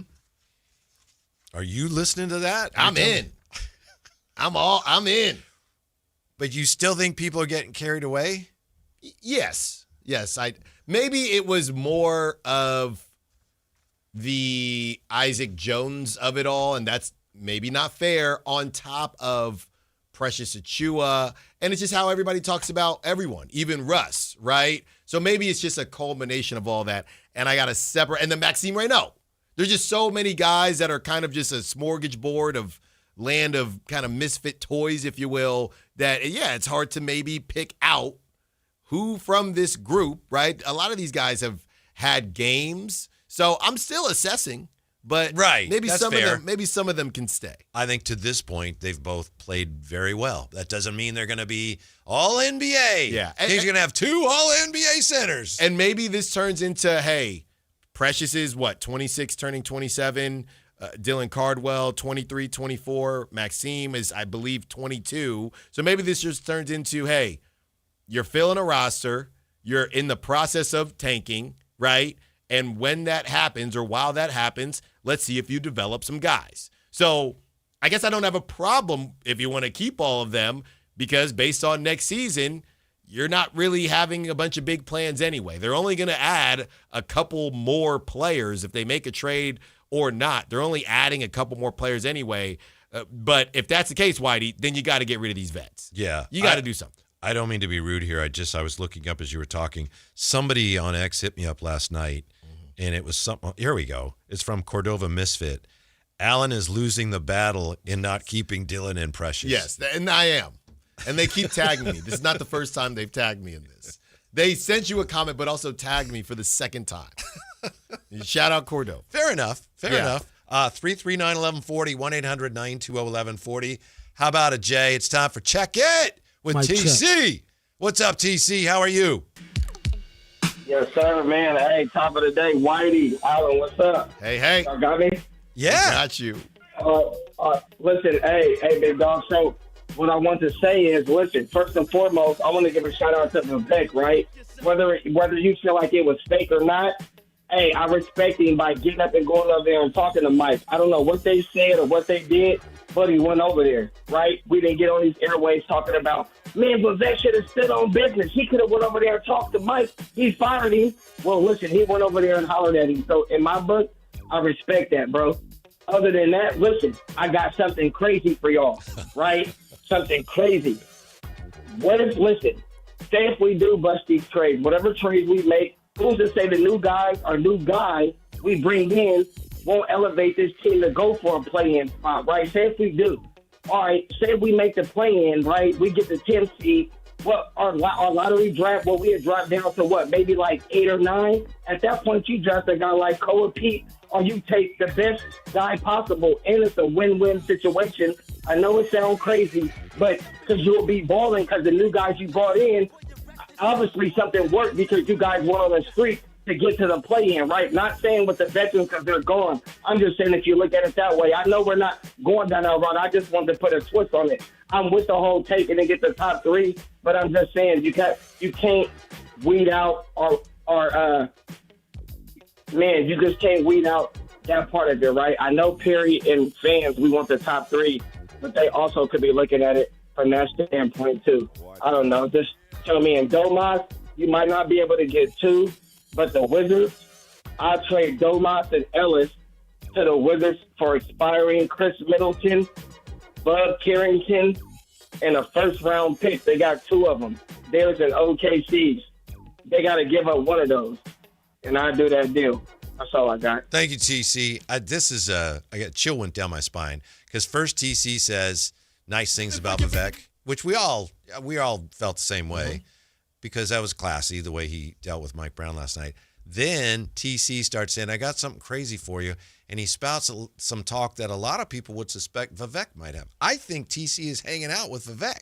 Maybe. I really want to tell you Vivek was great. And by the way, here's a crazy idea. What was it, V? What did you say, V?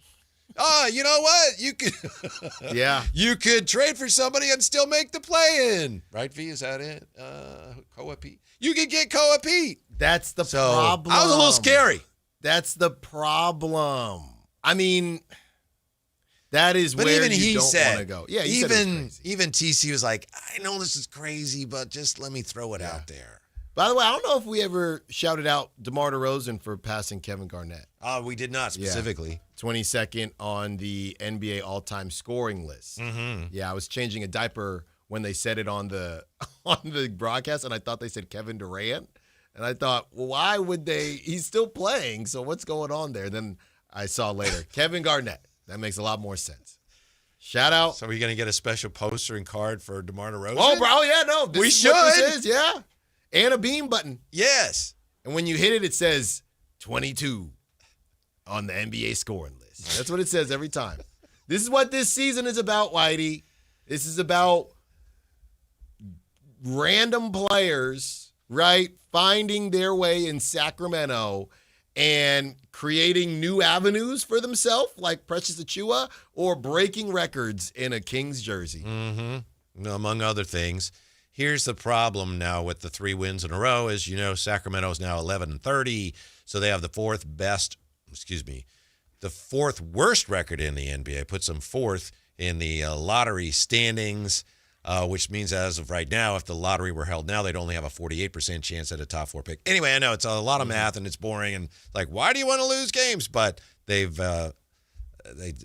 now are outside of what would be the top 3 in the lottery odds. Well, there's no guarantee with any of this stuff, but I'd rather be in the top/bottom 3. Well, I'm looking at your screen and I have a problem with that. I know what it is. No, because Jay calls me. I know what it is. I'm Mr. Tankathon.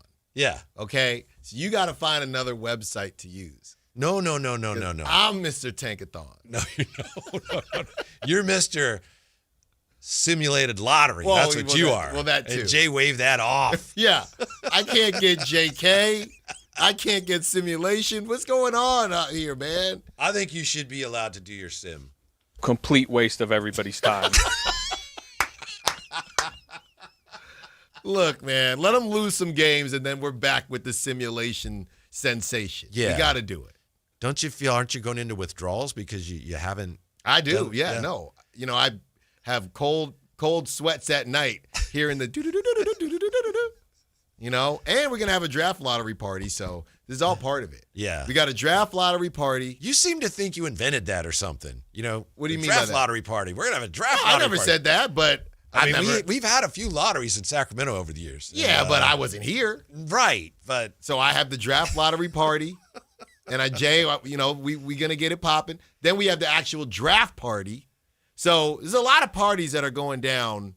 When we get to the spring and summer months, that's where we really get this thing going. Yeah. Here's the best I could do for you right now. We could have you do your simulated lottery. I don't think, Jay, there's no chance in hell he's going to play any sound effects for you. But if you wanted to do one, you could always do one. You know what? If you wanted, and then share the results. I think I'm okay. That's up to you. We're having a good first week. What you said is 100% accurate. Let's get through the week, have them lose some more games. So I got to set this up so they can get the first pick. Okay. All right. That's where I'm at with this. I thought this was very unfair. The Ringer today has a piece on the least improved NBA players. And there's 7 players that they list. And at the end of it, they had honorable mention, okay? And among the honorable mention was most of the Sacramento Kings. And I don't, I get it. The Kings are terrible. But when we're talking about the least improved players, it's a joke, blah, blah, blah. But I don't think that's true. Well, who's on the list? Well, I can tell you in just a second here. But I mean, if they, aside from the list, which we'll get to, how many Kings could you say are the least improved? Russell Westbrook, for better or worse, has improved. I mean, I don't know that Keegan would count because he hasn't played, but I could see them, Keegan and Sabonis, because they've been injured. Yeah, but if someone's injured, I don't think you can really say. I don't even know that you should be doing this exercise with anybody over the age of 35 still playing. That is a waste of time. Keon has not improved this year. I think he still can. But There's no way he's on that list. He's not. Because he's got good PR. He is in the sense that most of the Kings are. Evan Mobley is on the list. Jaren Jackson Jr., this is the Ringer's least improved players. Rob Dillingham. Well, I'm hoping I don't have any that's your issues guy. yet. That's your guy, Rob Dillingham. No, he's not. Ochai Agbaji. Paulo, who had a big game today. I agree with all this. Dyson Daniels. Brother can't shoot. And that's it. It's Michael Pena. And he also says, honorable mentions, Zachary Risache. Okay. Nikola Jovic, Jalen Williams, Bilal Coulibaly, most of the Sacramento Kings, and Brandon Pajewski. Oh, he literally doesn't name the Kings. Right. He says most of the goodness. Yeah. That's stupid. Yeah. That's we'll get to that. Stupid. Back to that in a moment. Nice enough to join us now as we get ready for the 49ers and the Seahawks. Seahawks play-by-play, former Seattle receiver. I remember, Alan, this gentleman, when he played for the Seahawks, their biggest division rival was your Oakland Raiders because they were in the AFC West. Steve Rabel with us. How are you today, Steve? Well, I'm great, and no, you don't remember that. You're not. I can tell just by listening. You're not old enough to remember. Steve, what stood out to you about the way the 49ers won in Philadelphia, if I may ask? I just think their stick-to-itiveness I mean, we know how talented they are. They've got a terrific quarterback. They've got the Swiss Army knife of running back / wide receiver. McCaffrey is the most talented, one of the most talented offensive players, period, that there is in the league. Everybody knows it, especially our guys. But, you know, the way the defense just kept fighting, there's just no quit in this team, in your team. I wish there was, but there's not. And our guys certainly know that. They know it's been two really difficult games, one for each of us as a win. So they know it's certainly not going to be easy. Being at home is going to help. But remember, you know, opening game of the season, we lost to your guys here at home and then won on your turf. So, you know, all bets are off on a game like this against two rivals. Yeah, Steve, bringing up the first game to kind of kick off the season, is there any feeling in Seattle, maybe, I don't think the team would admit it, but even just in the city at large that thinks, even with how beat up the Niners are, man, I kind of would have preferred to not have to face the Niners for a third time? Well, look down the rest of the list. Do we want to face the Rams for a third time? There's a very good chance if we can win this game on Saturday that we'll do just that. And I don't think anybody, although I will tell you, the players, they look forward to this. They like playing against divisional rivals. They know them. They know the Niners. They have a really good sense of the Rams. In some cases, they will jokingly say, I don't like those guys. And in other cases, they really mean it. I don't like those guys. So in those two aspects, the players, I think, are fine with it. And they just know it doesn't matter because it's all about you. It's all about us. It's all about what we do, not about who we're playing. So that's kind of the way they're going into this one. And for the fans, you know, we all clutch our pearls and think, oh, goodness, I wish we could all have played Carolina. Well, that ain't going to happen. Steve Rabel with us, Seahawks play-by-play guy, former Seattle receiver. You mentioned, Steve, that opener in which the 49ers barely prevailed. In what ways have the Seahawks improved the most since that opening loss to the 49ers? I think in a couple of ways. I think just overall, every team, unless you're just not a very good team or you've had a ton of injuries, it's natural. You're going to progress. You're going to get better from the start of the season to the end if the players are going about it the right way, if the process is right, and if the coaches are teaching those things that are important. All of those things have happened for the Seahawks. The process has been right. We've actually been pretty lucky. We've had some guys get nicked up early in the season, especially on defense, but we were able to play through it. We have some pretty good depth.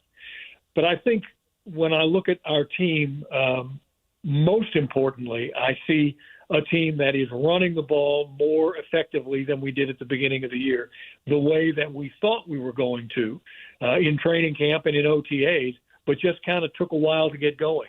And it's a different system than these guys ran, and Clint Kubiak and the offensive line coach and the running coordinator, they all coached together before. So they know it takes a little bit of time.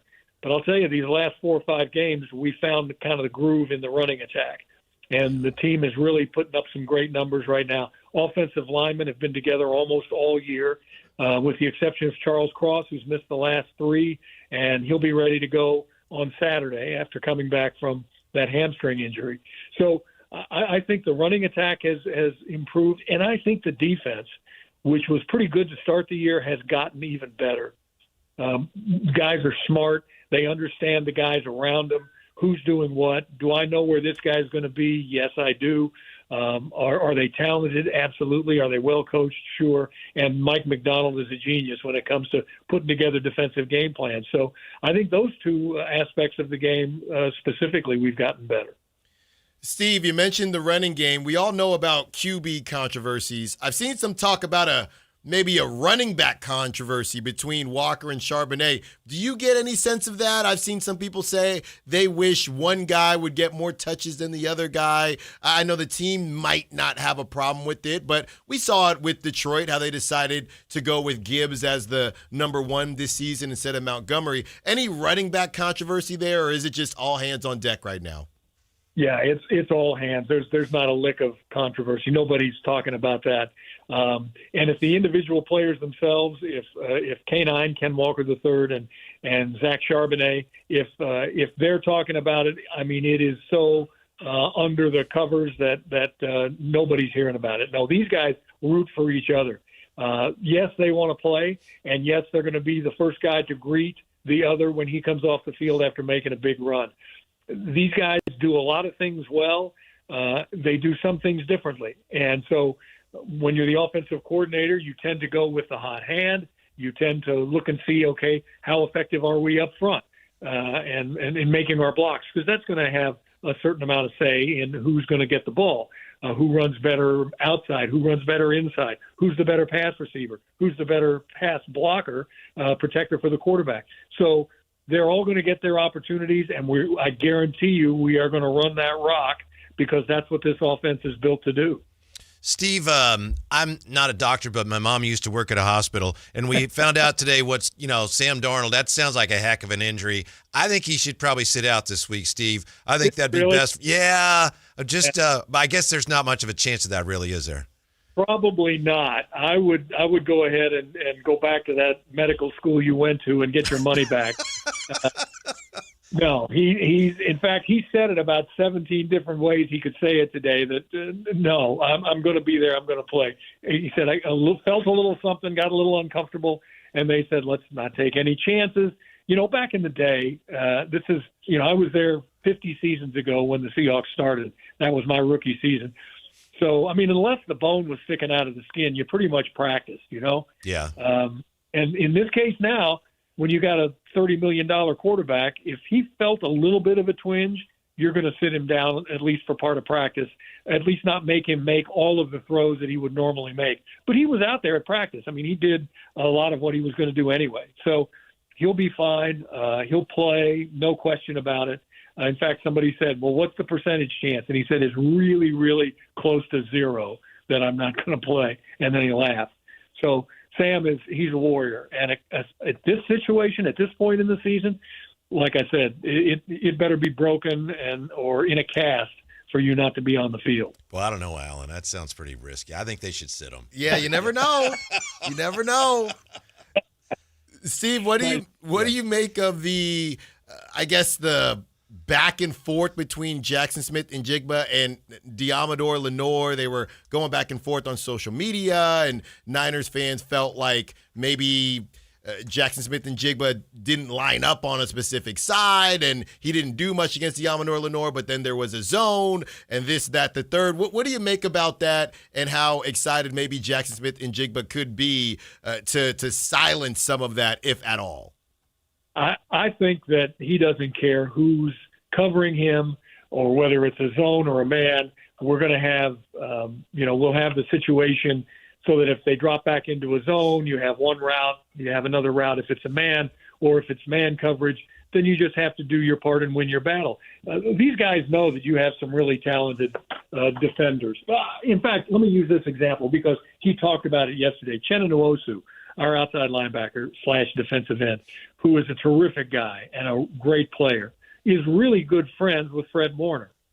And those guys kind of joked online about getting on each other, Yeah. And to a large extent, that's what a lot of this is. It's for everybody else out there to talk about, and the guys know each other. They play against each other. They work out together in the off season, But that said, Jax wants to get the best of whoever he's going to play against. He's not going to give anybody, any chance to make a play on him. And that holds true for all these teams. Once in a while, you're going to get guys who just don't like each other. That's natural. But you get guys in this business, in the radio business. I'm not sure I like you guys, but I'm here. I know. We're just getting used to each other, Steve, to be honest with you. Not to get lost in the X's and O's, but I played quarterback at a high level in Pop Warner, and I wanted to ask you, seriously, how important is it for the 49ers to run the ball when Seattle likes to play that too deep shell? I mean, if they can stop the run and stay in the too deep shell, the 49ers are in trouble, right? Listen, they've been doing it all year. Yeah. The Seahawks. Yeah. And what it does, and it's Nick Imamori who is the key to all this, our rookie. safety / outside backer / drop down into the box / stand him up on the end of the line of scrimmage. The guy is absolutely amazing. And not just for the physical skills he's got, but for the mental ability to literally learn all of these different positions and different situations in different play calls and defenses, and to assimilate it and then to make the plays on top of that. He's been remarkable. We like the two deep shell, but you can drop down, you can drop a safety down, you can go to a single high, you can go to a man from there. You can do a lot of things. And believe me, Purdy has seen enough to know 2 steps away from the center or 1 step back out of the shotgun, and he's going to see what the Seahawks are doing. And now it's a matter of, can he get the ball in there? Can he, thread the needle? Can our guys stay tight to coverage? And that's just the way it is. That's the cat and mouse game that is, the offense versus the defense. And I expect it's going to be like they all have been. Close games right down to the end. Whoever makes the fewest mistakes generally is going to win the game, although we've made our share this season and have been able to overcome them and win 14 games. So, that's where a great defense comes in. And we've got, the number 3 defense in the league, number 1 or 2 in points allowed. I mean, we've just got a lot of those things going for us right now.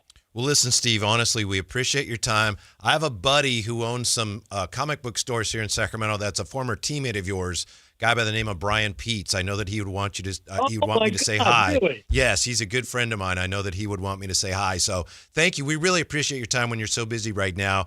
Can't wish you good luck, but we hope that you enjoy the game and have a great call. Well, our pleasure. Thank you. And please tell Pete I said hi. What a great guy he was. Terrific. He's still alive, I know. Tell him maybe he played more like he was dead. But anyway, just for me, will you? I will definitely do that. Thank you, Steve. We'll talk to you soon. Yeah. He's a great guy. Okay, guys. Thank you. Take it easy. Thank you. Steve Rabel, the Seahawks. They're feeling pretty good about themselves, Alan. They are. That surprised me. Really? Yeah, like we said. Oh, after what they did, the last time they played, that the Seahawks they'll try to be humble. Well, the 49ers, but they are feeling very confident. Yeah. Hey, it's posturing season, just like with the trades, the NBA trades. Same idea. Yeah. We'll come back. We have a truncated show ever so slightly because we have some UC Davis basketball coming up. But we will be back. We'll wrap things up, take a look at our person, place, or thing of the day. Going to find out a little bit about the Giants from Alan on that. And we'll look at these Kings. Do the Kings really deserve to be lumped into most of the Kings have not improved this year. They're the most disappointing players in the league. We'll look at that. Wrap things up next on Sactown Sports. Never have I ever called my sister from the finish line of my first marathon. Hello? You won't believe where I am. Are you running? Mile 26. I'm gonna make it. Switch to T-Mobile's 55 Plus plan and get iPhone 16e with its advanced camera system on us. Plus, 2 lines for just $30 a line. Guys, I can't believe it. I knew you could do it, babe. That was amazing. Mom, how do you feel? I feel great. I can't feel my feet. Let's take a picture. And then you may carry me to the car. Share every stride, every mile, every memory on America's best network. Switch to T-Mobile's 55 Plus plan and get iPhone 16e on us and 2 lines for just $30 a line. With 24 monthly bill credits and 2 eligible port-ins on Essentials 55 Plus for well-qualified customers with AutoPay plus taxes, fees, and $35 device connection charge. Credits end and balance due if you pay off early or cancel. Contact us. Finance agreement 128 gigabytes, $599.99 required. Best mobile network in the U.S. based on analysis by Ookla of Speed Test Intelligence data 1H 2025. Visit T-Mobile.com. What's up? We're talking to my friend Chad Hoblet of Hoblet Dodge Chrysler Jeep Ram. Chad, tell everybody what's happening for the Start Something New sales event. Kick off the new year exploring all California has to offer when you save up to $9,000 off MSRP on the new 2026 Jeep Wrangler Willys. This modern blend of nostalgia and military-inspired styling, coupled with enhanced off-road capability, is the epitome of what Jeep has always been. It's great seeing this modern take on everything that has made a Jeep a Jeep. I love how they're celebrating their Jeep history, and you can't miss the Jeep DNA everywhere you look. Whatever you're looking for, Hoblet is the place to go. From new Jeep Willys to hundreds of certified pre-owned vehicles at the Hoblet Certified Pre-Owned Supercenter with over 100 vehicles under $30,000. Search, select, and save through their whole inventory at HoblettDodge.com. Unbeatable prices, unbeatable selection. Nobody beats Hoblet, period. 9,000 total net savings on select new 2026 Jeep Wrangler Willys after 4,500 factory rebates and 4,500 dealer discounts. Rebates include 3,500 select inventory cash on select inventory, 1,000 conquest bonus cash for eligible non-SFS owners or lessees. 5% savings. See dealer for details. Guys, if your energy is low, your strength isn't what it used to be, or your drive feels off, it's not just getting older. For many men, it's low testosterone. At Revive Men's Health Sacramento, you can start with a free T-check, exam, and consultation so you get real answers about your testosterone levels and overall health. And this month only, qualified patients may receive 25% off testosterone replacement therapy. This isn't guesswork or one-size-fits-all treatment. Revive specializes in personalized, closely monitored testosterone care designed to help men feel stronger, sharper, and more like themselves again. With over 120,000 patients treated since 2011, Revive Men's Health is trusted for results, not hype. If you've been putting this off, now is the time to act. Claim your free T-check and consultation and see if you qualify for 25% off TRT. This month only.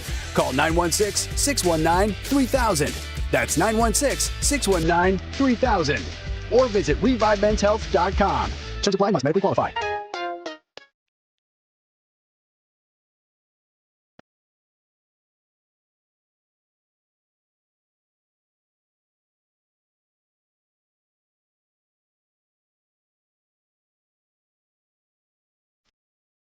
Download the app and listen to The Drive Guys. The Drive Guys with Kevin Gleason and Allen Stiles. On Sactown Sports 1140. Yeah, UC Davis basketball coming up. So we're wrapping things up here. Thanks to Steve Rabel for joining us, Seahawks play-by-play guy. Sounds like a really good guy. And, you know, you got people from the other teams. You might boo, and then you talk to him. It's like, all right, he's a really cool guy. Yeah. They are feeling it, though. You know, one thing we had brought up as far as how they were feeling, it was the infamous kind of question to George Kittle about them with, I think they had cigars because they had won the NFC, the 1 seed. Yeah, I don't know. I mean, I know you got to. They left him there because they figure we'll be back to Levi's for the Right. I don't know. I know you gotta celebrate the wins, and that's not a small win. You won the NFC, but I do wonder. It's hard to remember from year to year. I do wonder, was that a little much? Right? Was that a little much? To now you got to run it back and got to see the same team. Not for a team that once ate Thanksgiving dinner on Levi's Stadium on the field there, That's midfield, true. on national TV. You know, that was the worst. Yeah, that's true. But I just thought, or on the other side, maybe we'll see. We'll know more after the game. Yeah, maybe it's more bulletin board material for the Niners, right? I'm sure there's already plenty, but don't forget they had those cigars. I know George Kittle kind of said, hey, I mean, I would do the same thing, but yeah, just the idea of it now that you got to see him again. Well, along those lines, did you hear what Scott Van Pelt said about Ben Johnson and the Bears? And what they said to the Packers, like, F the Packers. Yes. And Ben Pelt said, okay, fine, if you want to do that, and hate is good and sports hate is good, but if you're going to cross that line, you know, they're never going to forget that. Hey. I don't mind that, though, because that's like a general thing. They already hated each other. Yeah. Right? So I don't mind that one. Uh-huh. But the actual, yay, we're in your locker room, you know, now we got to see you again. Yeah. I remember when the Dodgers one time, they clinched the division, I guess, in Arizona, and they jumped in the swimming pool. Yeah. And Brandon McCarthy at the time said, if we didn't want them to do that, we should have beat them. Yeah. I thought somebody said, well, they shouldn't have a swimming pool. Yeah, I know it's a slippery slope, but maybe it's more for the Niners than the Seahawks. They were going to do what they were going to do. I guess anybody who won the NFC were going to do it. I got to double check on whether the Broncos, you know, were they have cigars? If the 49ers win, and, you know, if they are motivated by that, they have many other things to worry about. We're going to hear about it. If they win and they were motivated by that, we're going to hear about it. In which case, you'll be proven that, wow, they probably shouldn't have done that, but we'll see. Right. Yeah. That was what was it with Steph? I hope it still smells like champagne in there or something with the Cavs. And I think that was 2016 when they lost, if I'm not mistaken. Uh-huh. People don't forget. You don't want teams to do that. You have to beat them to keep them from doing that. That's right. Right now, it's time for the person, place, or thing of the day. And we turn to Allen Stiles. Allen, today's person, place, or thing of the day is someone I don't know a lot about, but I think you can help us.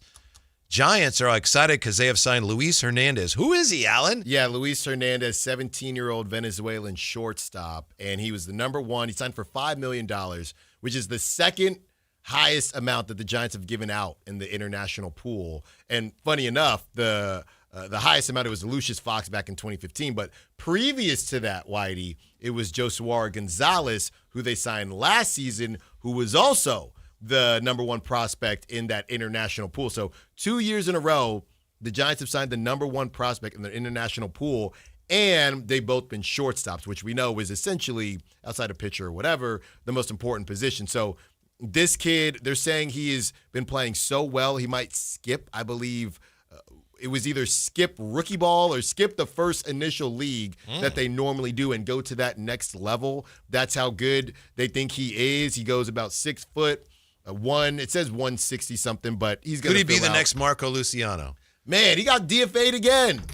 Every time we do a show, he gets DFA'd. So hopefully not. But Whitey, the larger conversation here isn't really whether or not Luis Hernandez is going to be the next Corey Seager or whatever. It's the fact that the Giants are making their farm system better. And that's how the Dodgers... That's what Farhan was supposed to have done. He did not do that. It was in the tank. They were up to 18, I think, in August, the last time they kind of measured it. So now you have Josué Gonzalez, who is in the top 100 for just MLB prospects in general. And I was listening to Baseball America. A couple guys wanted to rate Josué Gonzalez over Bryce Eldridge, but they didn't. So you have that kid who's 18. Then you have Luis Hernandez, who some people think could be better than Josué Gonzalez. And ultimately, we don't know. And really, it doesn't matter. One of them just has to hit, or a couple of them, and they just have to play well enough so that when these trade idea come out, you have guys that people care about because your farm system's better. So huge day for the Giants. $5 million. That's a lot of cheddar for an international guy, but they feel really good about him. Speaking of baseball, Jay, do you know that you just gave me the bunt sign? I don't know if you meant to do it. I wiped it off? Wiped your shoulder, and then you came across here. I didn't. Yeah. I probably was like that. I forget what the indicator is. Yeah, Allen bloviating about the Giants. That's pretty much what it was. But, yeah, shouts out to the Giants. No, all BS aside, shouts out to that young fella for locking in. He's 17, right? 17. Did I read that right? Yeah, he was 17. $5 million. Man, that's big time there, man. Out of Venezuela, and they feel really good about him. So they got a 17-year-old shortstop, an 18-year-old shortstop, which makes some of their older guys maybe a bit more expendable in a possible second baseman deal. All right, so Luis Hernandez, person, place, or thing of the day. Actually, turns out we have person, place, or things of the day today because Jay had somebody as well. Oh, yeah, I was thinking about things that happen around in the Thomas area. Yeah. Yeah, me and Allen out in that way and, living and doing the best that we possibly can. Yeah, amen. Allen runs, walks the children. I ride the bike with the family. And there's great patrons in the Thomas. Yeah. Right? Just so many of them, Whitey. And, you see a lot of them out there fishing as well. Yeah. So I just wanted to give a shout out to that gentleman a couple of days ago that was at the pond fishing, trying to support his family. At Fisherman's Lake? Yes. Yeah. Living off the land, doing it naturally, organically. And if anybody is listening who may be privy to that person, and we can post it because Allen, being the game warden that he is, he's got it under video. And so if truly, and I'm not even playing, if I can bless somebody for a daily license, a daily pass, whoever that gentleman is, please show up and show out. If anybody's connected to that person in the Thomas, prosper, then I'm rocking and rolling. Where did we see him at, Allen? He was at Fisherman's Lake. Okay, Fisherman's Lake. There you go. He was fishing at Fisherman's Lake. Throw him in jail. On the wrong side of the trail. The wrong side of the trail. Find him. So Luis Hernandez and the mystery fisherman. Yes, sir. At Fisherman's Lake are the person, place, or things of the day today. Real fast, Whitey King. Nice. Absolutely. That's what we do on the drive, guys. We try to give back and pay it forward. Allen, would you be able to put a age bracket on that gentleman for us that we could kind of start pinpointing in here? Well, I mean, there's a couple. One. Oh, there's multiple? There's multiple. Is this a ring? Oh, there's the guy who videoed me back. Yeah. Okay. I didn't necessarily see him catch a fish. It's a Rico case. Okay. There was another dude who was probably about, 17, 18. Whitey, he had a big fish. Oh, man. And I got a picture Jay's of him, right. too. That's racketeering. I got a picture of him, too. And the fish. If it was a striper, got to throw it back. I'm saying, Pretty man. sure they're not up here, but yeah, there you go. I'm saying. I'll show Really? you You the took picture. a picture of the guy with the fish? Yes. He put it in his backpack. Did you recognize the fish? No. Okay. Bluegill, guppy, bass. No, I didn't want to get too close because I was taking a picture. But he was taking a picture of you, vice versa. No, that was the other guy. Oh, that was the other guy. That was okay. A My couple bad. guys. So really, you saw somebody catch a fish and you're like surreptitiously taking a picture of somebody? Yeah, I waited after till I passed him. And his back was turned. Right. And what were you going to do with this? This is evidence? You're collecting evidence? Honestly, I was slightly impressed. Oh, okay. I was slightly impressed. That he caught the fish? That he caught the fish. Oh. Mm-hmm. So I didn't know what I was going to do with it. I didn't do anything with it. I hope he enjoyed it. Uh-huh. A little bit of lemon pepper. Yeah. Garlic salt. You ever take the girls fishing? Well, I know one girl's far too young. No, Maybe but both I are. will. That's why Fishing? I have Yeah? my license. Oh, okay. You got your L's, bro? I got my license. That a boy. When last time?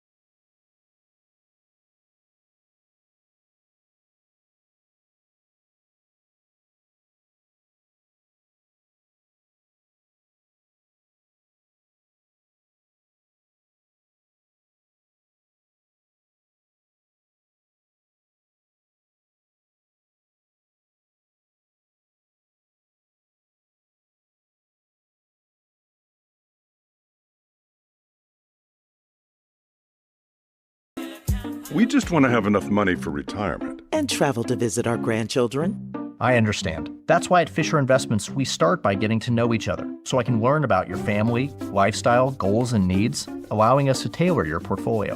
What about commission-based products? We don't sell those. We're a fiduciary, obligated to act in your best interest. So, how do your management fees work? We have a simple management fee based on the value of your portfolio, so we do better when you do better. We appreciate that kind of transparency.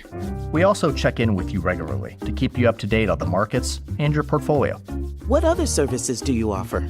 As a client, you have access to resources on investing, financial planning, estate planning, Social Security, Medicare, and more. Wow, it sounds like Fisher Investments has everything we need.